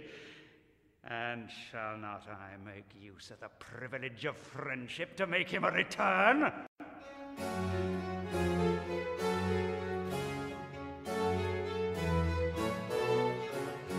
Thus gamesters united in friendship are found, though they know that their industry all is a cheat. They flock to their prey at the dice box's sound, and join to promote one another's deceit. But if by mishap they fail of attack, to keep in their hands they cover and track, like pikes lank with hunger who miss of their ends. They bite their companions and prey on their friends.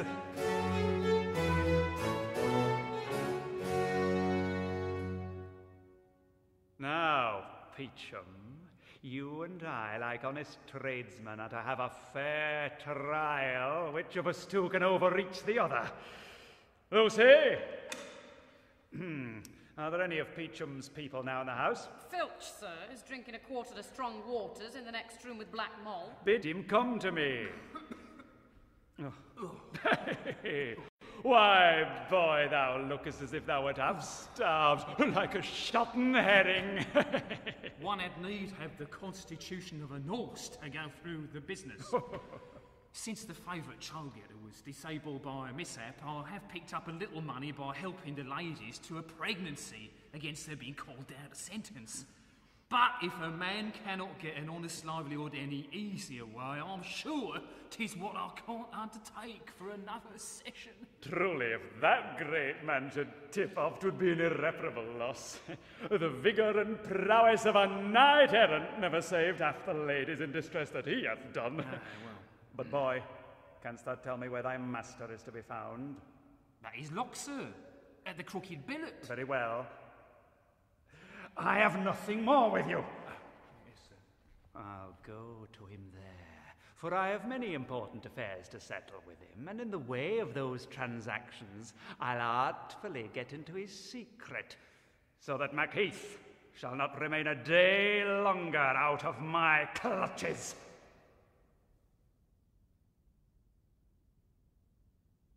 I am sorry, gentlemen, the road was so barren of money.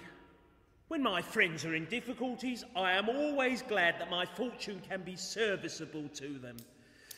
You see, gentlemen, I am not a mere court friend who professes everything and will do nothing.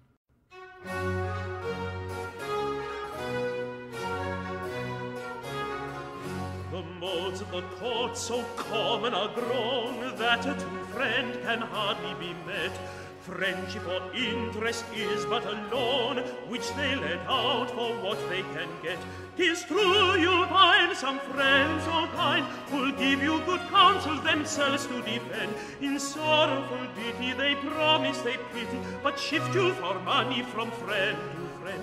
'Tis true you'll find some friends so kind who'll give you good counsel themselves to defend. In sorrowful ditty they promise they pity, but shift you for money from friend to friend. But we, gentlemen, have still honour enough to break through the corruptions of the world. And while I can serve you, you may command me. It grieves my heart that so generous a man should be involved in such difficulties as oblige him to live with such ill company and herd with gamesters. See the partiality of mankind. One man may steal a horse better than another look over a hedge. Of all mechanics, of all servile handicraftsmen, a gamester is the vilest. But yet, as many of the quality are of the profession, he is admitted amongst the politest company. I wonder we're not more respected. There will be deep play tonight at Marybone, and consequently money may be picked up upon the road. Meet me there, and I'll give you the hint who is worth setting. The fellow with the brown coat with a narrow gold binding, I'm told, is never without money.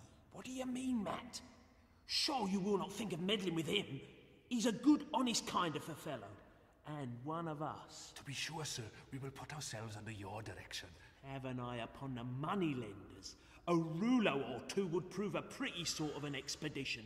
I hate extortion. Those rouleaus are very pretty things. I hate your bank bills. There's such a hazard in putting them off. There is a certain man of distinction who in his time hath nicked me out of a great deal of the ready. He is in my cash. Ben, I'll point him out to you this evening, and you should draw upon him for the debt. The company are met. I hear the dice box in the other room. So, gentlemen, your servant. You'll meet me at Marybone.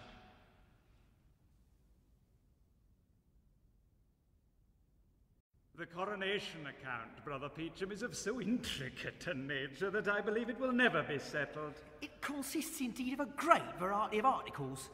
It was worth to our people in fees of different kinds above 10 instalments. This is part of the account, brother, that lies open before us.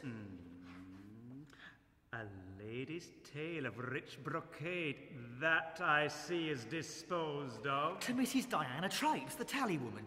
And she'll make a good hand on it in shoes and slippers to trick out young ladies upon their going into keeping. But I don't see any article of the jewels. Those are so well known that they must be sent abroad. You'll find them entered under the article of exportation. As for the snuff boxes, watches, swords, etc., I thought it best to enter them under their several heads. 27 women's pockets complete, with the several things therein contained. All sealed, numbered, and entered. But, brother, it's impossible for us now to enter upon this affair. We should have the whole day before us. Besides, the account of the last half-year's plate is in a book by itself, which lies at the other office. Bring us then more liquor. Today shall be for pleasure, tomorrow for business.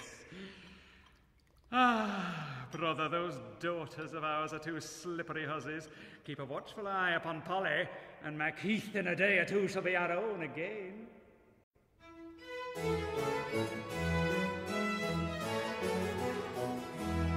What gudgeons are we men, every woman's easy prey, though we have felt her hook again, we bite and they betray.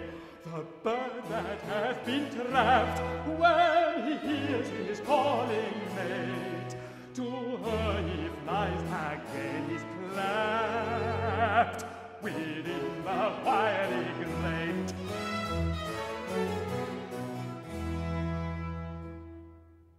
But what signifies catching the bird if your daughter Lucy will set open the door of the cage? If men were answerable for the follies and frailties of their wives and daughters, no friends could keep a good correspondence together for 2 days. This is unkind of you, brother. For among good friends, what they say ado goes for nothing.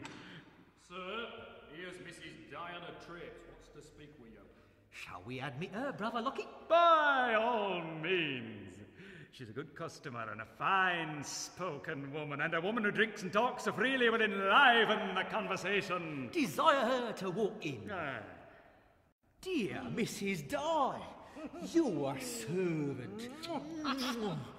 One may know by your kiss that your gin is excellent. I was always very curious in my liquors. There's no perfumed breath like it. I've been long acquainted with the flavour of those lips. Haven't I, Mrs. Di? Fill it up. I take as large draughts of liquor as I did of love. I hate a flincher in either.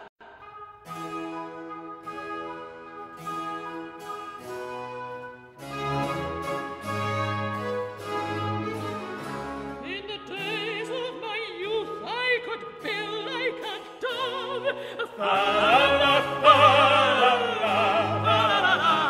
In the days of my youth, I could bill like a dove, like a sparrow at all times was ready for love. Fa-la-la-la-la, fa-la-la-la-la, fa-la-la, fa-la-la-la, fa-la-la. The life of all mortals in kissing should pass. Fa-la-la, fa-la-la, fa-la-la. The life of all mortals in kissing should pass.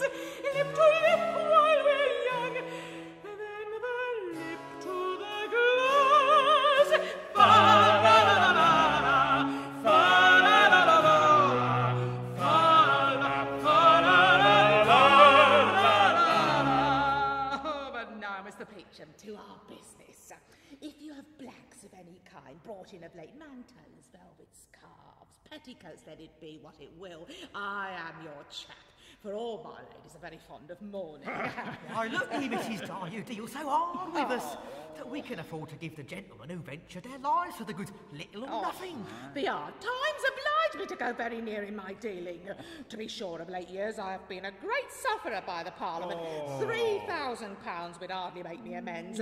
The Act for destroying the mint was a severe cut upon our business. Till then, if a customer stepped out of the way, we knew where to have her. No doubt you know Mrs. Coaxer. There's a wench now till today with a good suit of clothes of mine upon her back, and I could never set eyes upon her for 3 months together.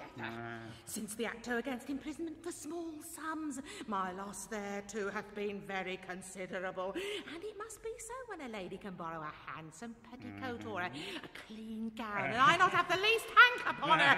And oh, my conscience, nowadays most ladies take a delight in cheating when they can do it with safety. Madam, you had a handsome gold watch of us t'other day for 7 guineas. Considering we must have our profit, to a gentleman upon the road a gold watch will be scarce worth the taking. Consider, Mr. Peachum, that watch was remarkable and not a very safe sale. If you have any black velvet scarves, they are a handsome winter wear and take with most gentlemen who deal with my customers. It is I put the ladies upon a good foot. It is not youth or beauty that fixes their price. The gentlemen always pay according to their dress, from half a crown to 2 guineas, and yet those hussies make nothing of bilking of me. Then, too, allowing for accidents, I have 11 fine customers now down under the surgeon's hands. What with fees and other expenses, there are great goings out and no comings in, and not a farthing to pay for at least the month's clothing. Oh, we run great risks indeed. As I remember, you said something just now of Mrs. Coaxer. Yes, sir. To be sure, I stripped her of a suit of my own clothes about 2 hours ago and have left her as she should be in a shift with a lover of hers at my house. She called him upstairs as he was going to Marybone in a hackney coach. And I hope for her own sake and mine she will persuade the captain to redeem her, for the captain is very generous to the ladies. What captain? He thought I did not know him. An intimate acquaintance of yours, Mr. Peachum. Only Captain Macheath, fine as a lord. Tomorrow, dear Mrs. Dye, you shall set your own price upon any of the goods you like. We have at least half a dozen velvet scarves and all at your service. Will you give me leave to make you a present of this suit and night clothes for your own wearing? But are you sure it is Captain Macheath? Oh, though he thinks I've forgotten, nobody knows him better. I've taken a great deal of the captain's money in my time at second hand, for he always loved to have his ladies well dressed. Mr. Lockit and I have a little business with the captain. You understand me? And we will satisfy you for Mrs. Coaxer's debt. Depend upon it, we will deal like men of honour. I don't inquire after your affairs, so whatever happens, I wash my hands on. It hath always been my maxim that one friend should assist another. But, if you please, I will take one of the scarves home with me. It is always good to have something in hand.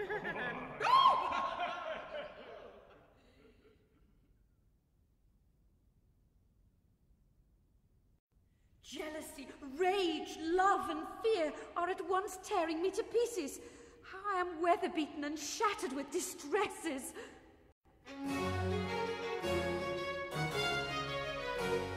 I'm like a skip on the ocean tossed, now high, now low with each billow ball, with her rudder broken, her ankle lost, deserted and all forlorn. I'm like a skip on the ocean tossed, now high, now low with each billow ball, with her rudder broken, her ankle lost, deserted and all forlorn. While thus I lie rolling and tossing all night, that Polly lies sporting on seas of delight. Revenge, revenge, revenge shall appease my restless pride. While thus I lie rolling and tossing all night, that Polly lies sporting on seas of delight. Revenge, revenge, revenge shall appease my restless pride.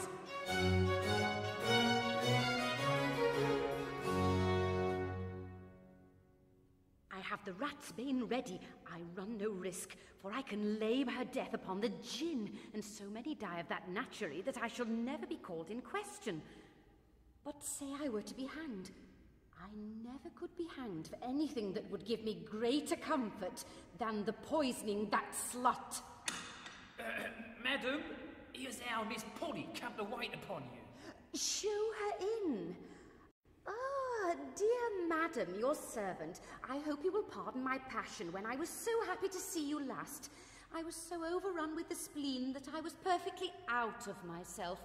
And really, when one hath a spleen, everything is to be excused by a friend.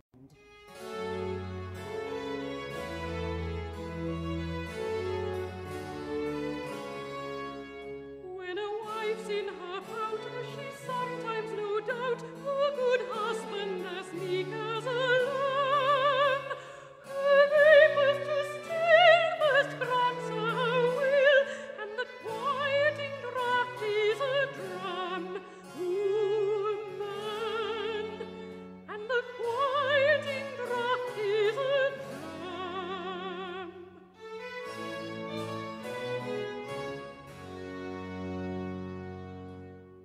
I wish all our quarrels might have so comfortable a reconciliation. I have no excuse for my own behaviour, madam, but my misfortunes. And really, madam, I suffer too upon your account. But, Miss Polly, in the way of friendship, will you give me leave to propose a glass of cordial to you? Strong waters are apt to give me the headache. I hope, madam, you will excuse me. Not the greatest lady in the land could have better in her closet for her own private drinking. You seem mighty low in spirits, my dear. I am sorry, madam. My health will not allow me to accept of your offer.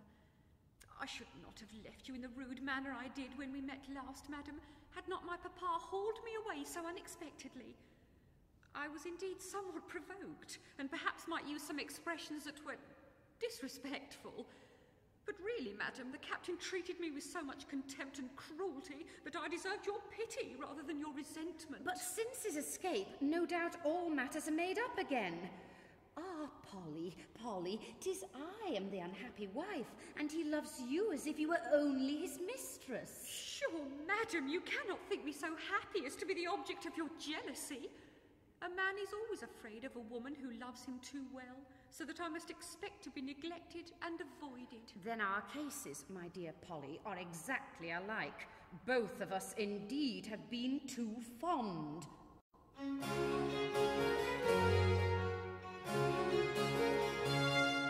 A cause of times that woman's love, who always would be pleasing, regardless of the feeling, dumb and taking is but teasing. A cause of times that woman's love, who always would be pleasing, regardless of the feeling, dumb and taking is but teasing. The very love that woman wrong as they grow fond, they should not fade with flooding they pursue, but they must win they've won. The very love that woman wrong as they grow fond, they should not fade with flooding they pursue, but they must win they've won.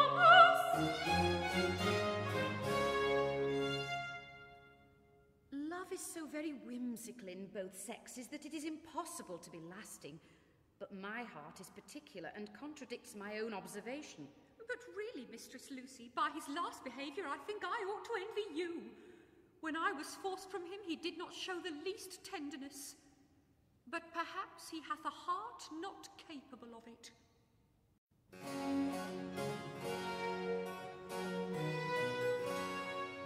Among the men coquettes we find, who court by turns on womankind.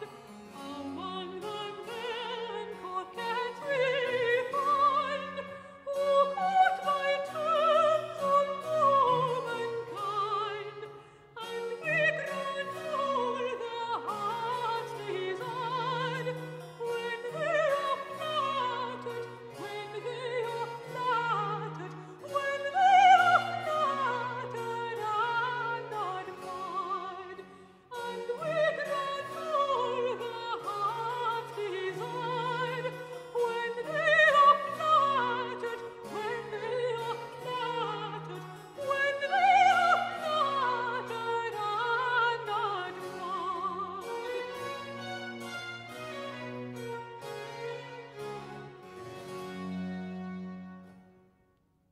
The coquettes of both sexes are self-lovers, and that is a love no other whatever can dispossess. I fear, my dear Lucy, our husband is one of those. Away with these melancholy reflections. Indeed, my dear Polly, we are both of us a cup too low. Let me prevail upon you to accept of my offer.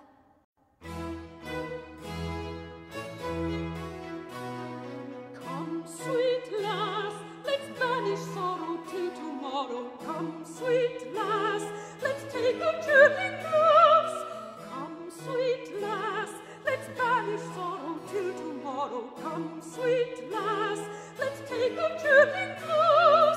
Wine can clear the vapours of despair, and make us light as air, then drink and banish care. Wine can clear the vapours of despair, and make us light as air, then drink and banish care.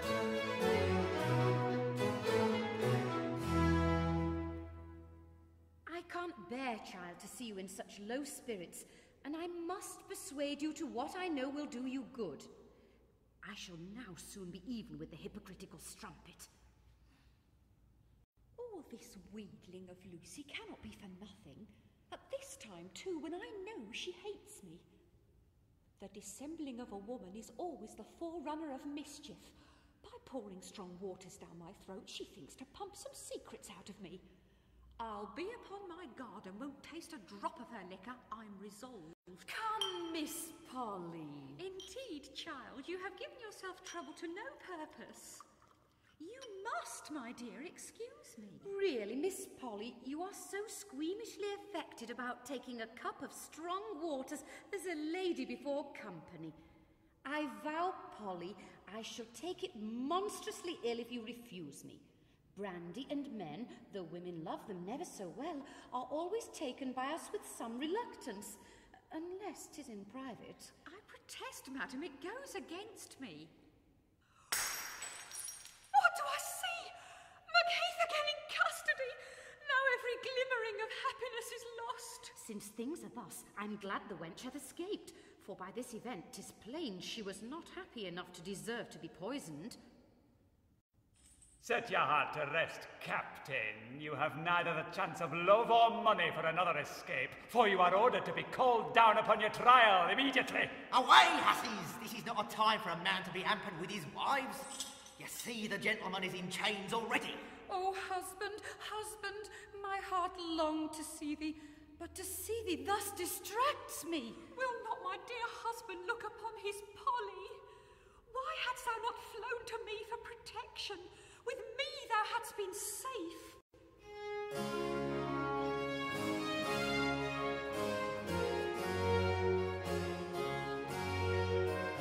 Either, dear husband, turn your eyes through and glance to cheer me.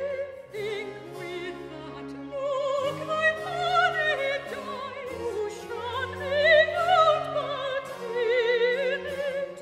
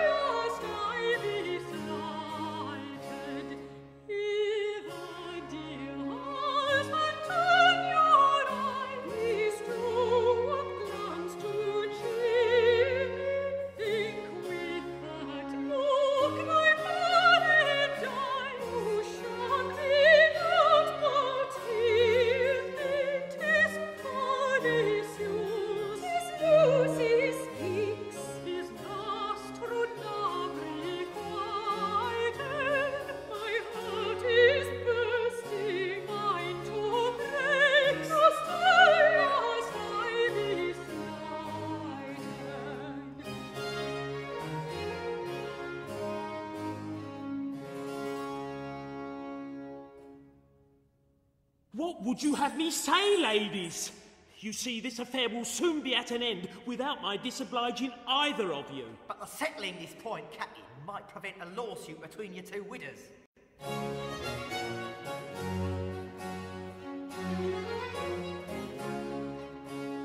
Which way shall I turn me? How can I decide? Wife's the day or the death are as fond as a bride. One wife is too much for most husbands to hear, but two at a time there's no mortal can bear. This way and that way, and which way I will, what would come to the one, t'other wife would take ill. This way and that way, and which way I will, what would come to the one, t'other wife would take ill.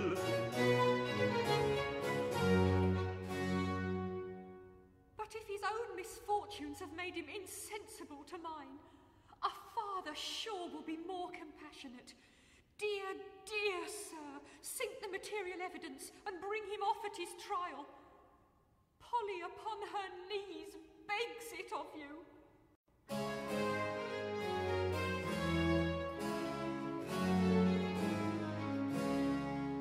When my hero in court appears and stands arraigned for his life, then think of poor Polly's tears, for our poor Polly is his wife.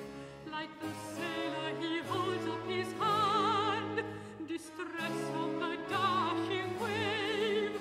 To die a great death at land is as bad as a watery grave. And alas, poor Polly, alack, and well a day, before I was in love, every man was made.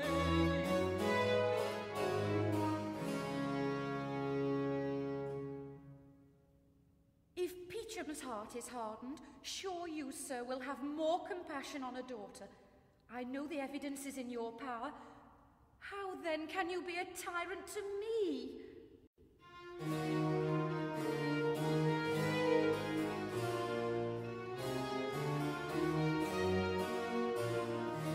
When he holds up his hand, arraigned for his life, oh, think of your daughter and think I'm his wife. When he holds up his hand, arraigned for his life, oh, think of your daughter and think I'm his wife. What are cannons or bombs or clashing of swords? For death is more certain by witnesses' words.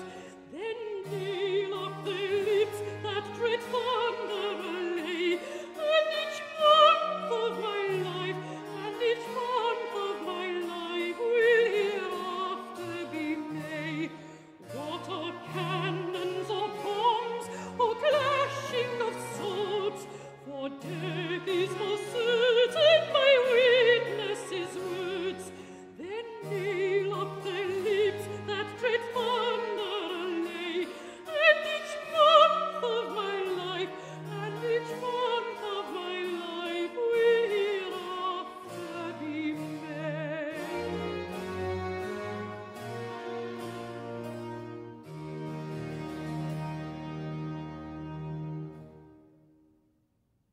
Macheath's time is come, Lucy. We know our own affairs, therefore let us have no more whimpering or whining.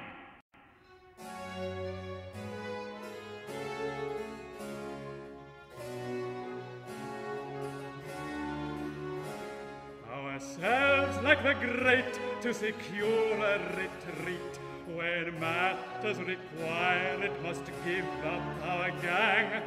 Ourselves like the great to secure a retreat. When matters require it must give up our gang. And good reason why, for instead of a fry, in Peachum and I, like poor petty rascals might hang, like poor petty rascals might hang. And good reason why, for instead of a fry, in Peachum and I,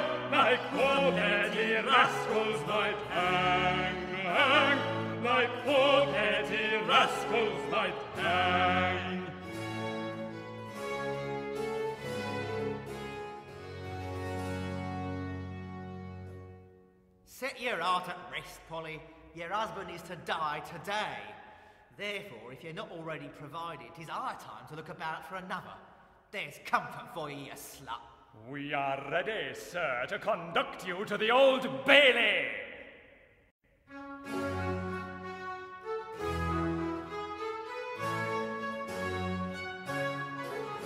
The charge is prepared, the lawyers are met, the judges all ranged, a terrible show. I go undismayed, for death is a debt on demand, so take what I owe. Then farewell, my love, dear charmers, adieu. Contented I die, 'tis a better for you. Here ends all dispute, the rest of our lives. For this way at once I please, O my wives. Then farewell, my love, dear charmers, adieu. Contented I die, 'tis a better for you. Here ends all dispute, the rest of our lives. For this way at once I please, O my wives.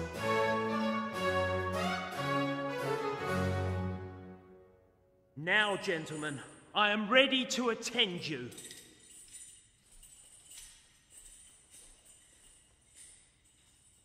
Follow them, Filch, to the court, and when the trial is over, bring me a particular account of his behaviour and of everything that happened.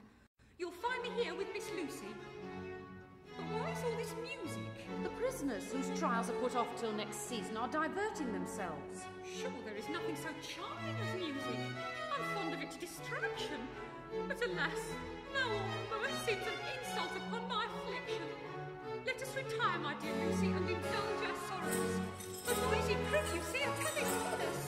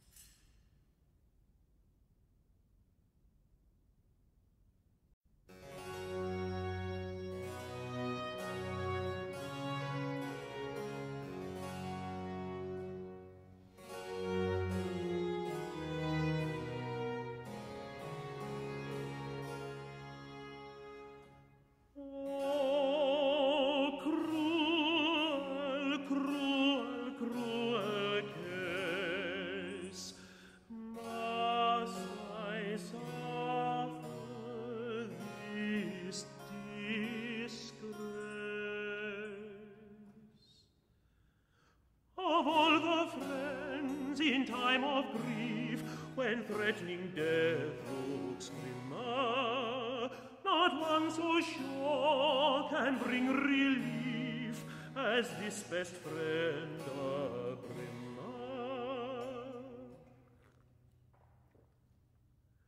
Since I must swing, I scorn to win so wine.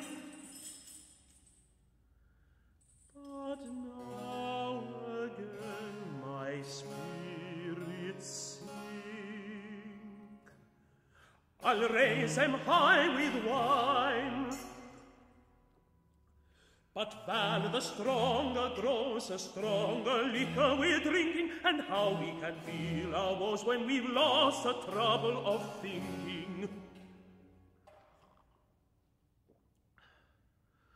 If thus a man can die much bolder with brandy,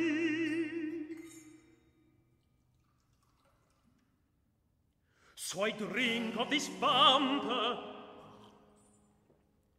and now I can stand the test, and my comrades shall see that I die as brave as the best. But can I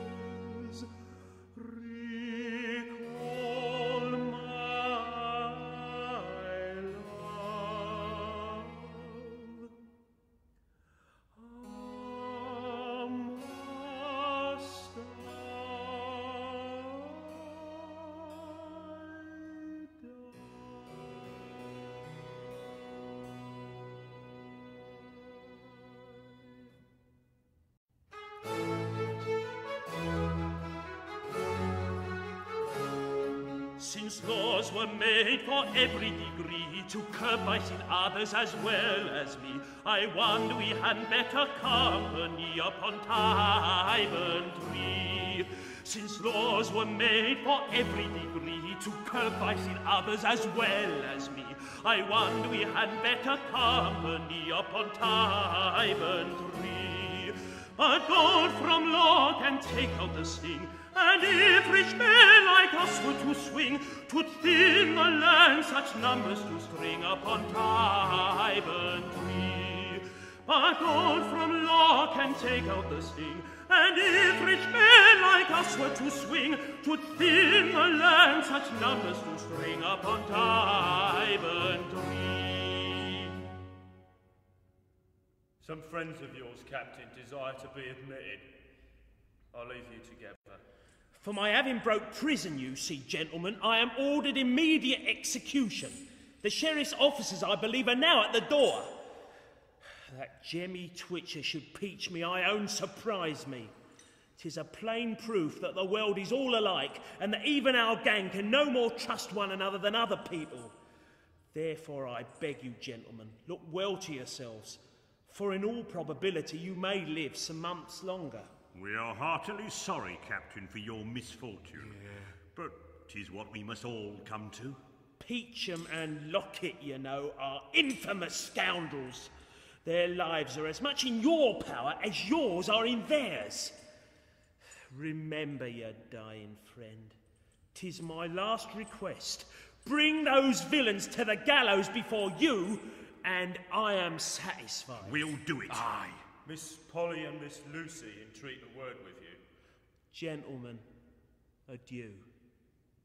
My dear Lucy, my dear Polly, whatsoever hath passed between us is now at an end. If you are fond of marrying again, the best advice I can give you is to ship yourselves off for the West Indies, where you'll have a fair chance of getting a husband apiece, or by good luck, 2 or 3, as you like best. How can I support this sight? There is nothing moves one so much as a great man in distress.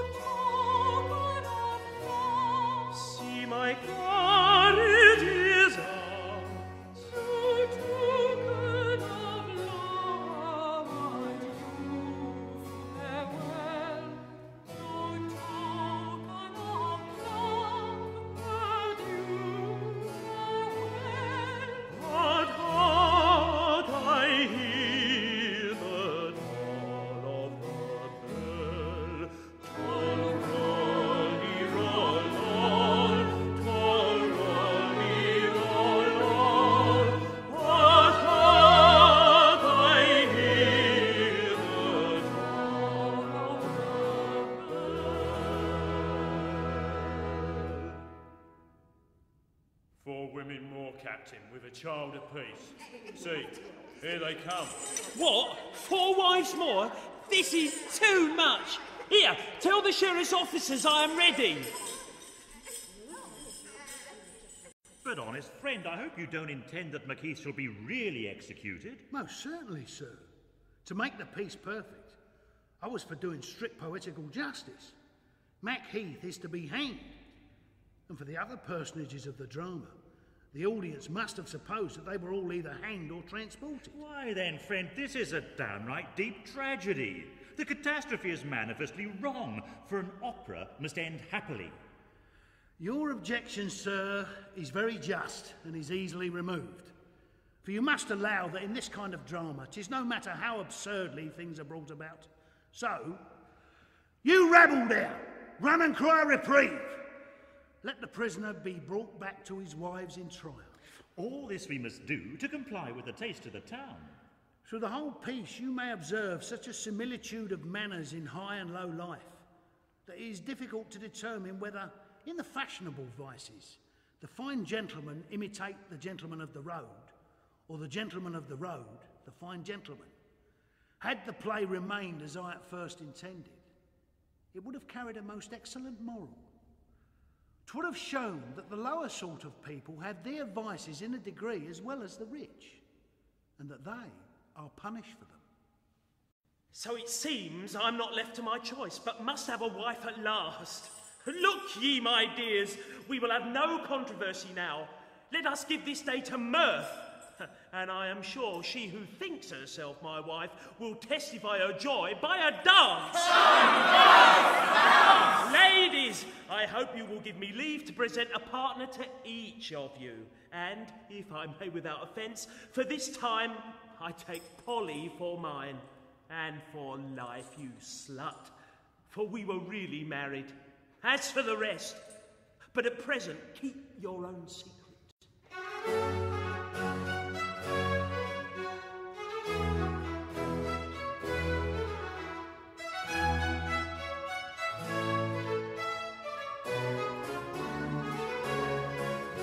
As I stand like a Turk with his doxies around, from all sides their glances his passion compound.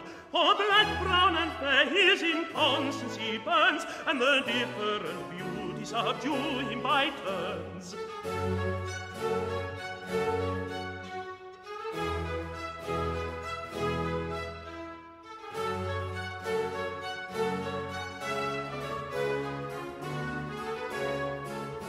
Each calls forth her charms to provoke his desires, though willing to all with but one he retires. But think of his maxim and put off your sorrow, the wretch of today may be happy tomorrow.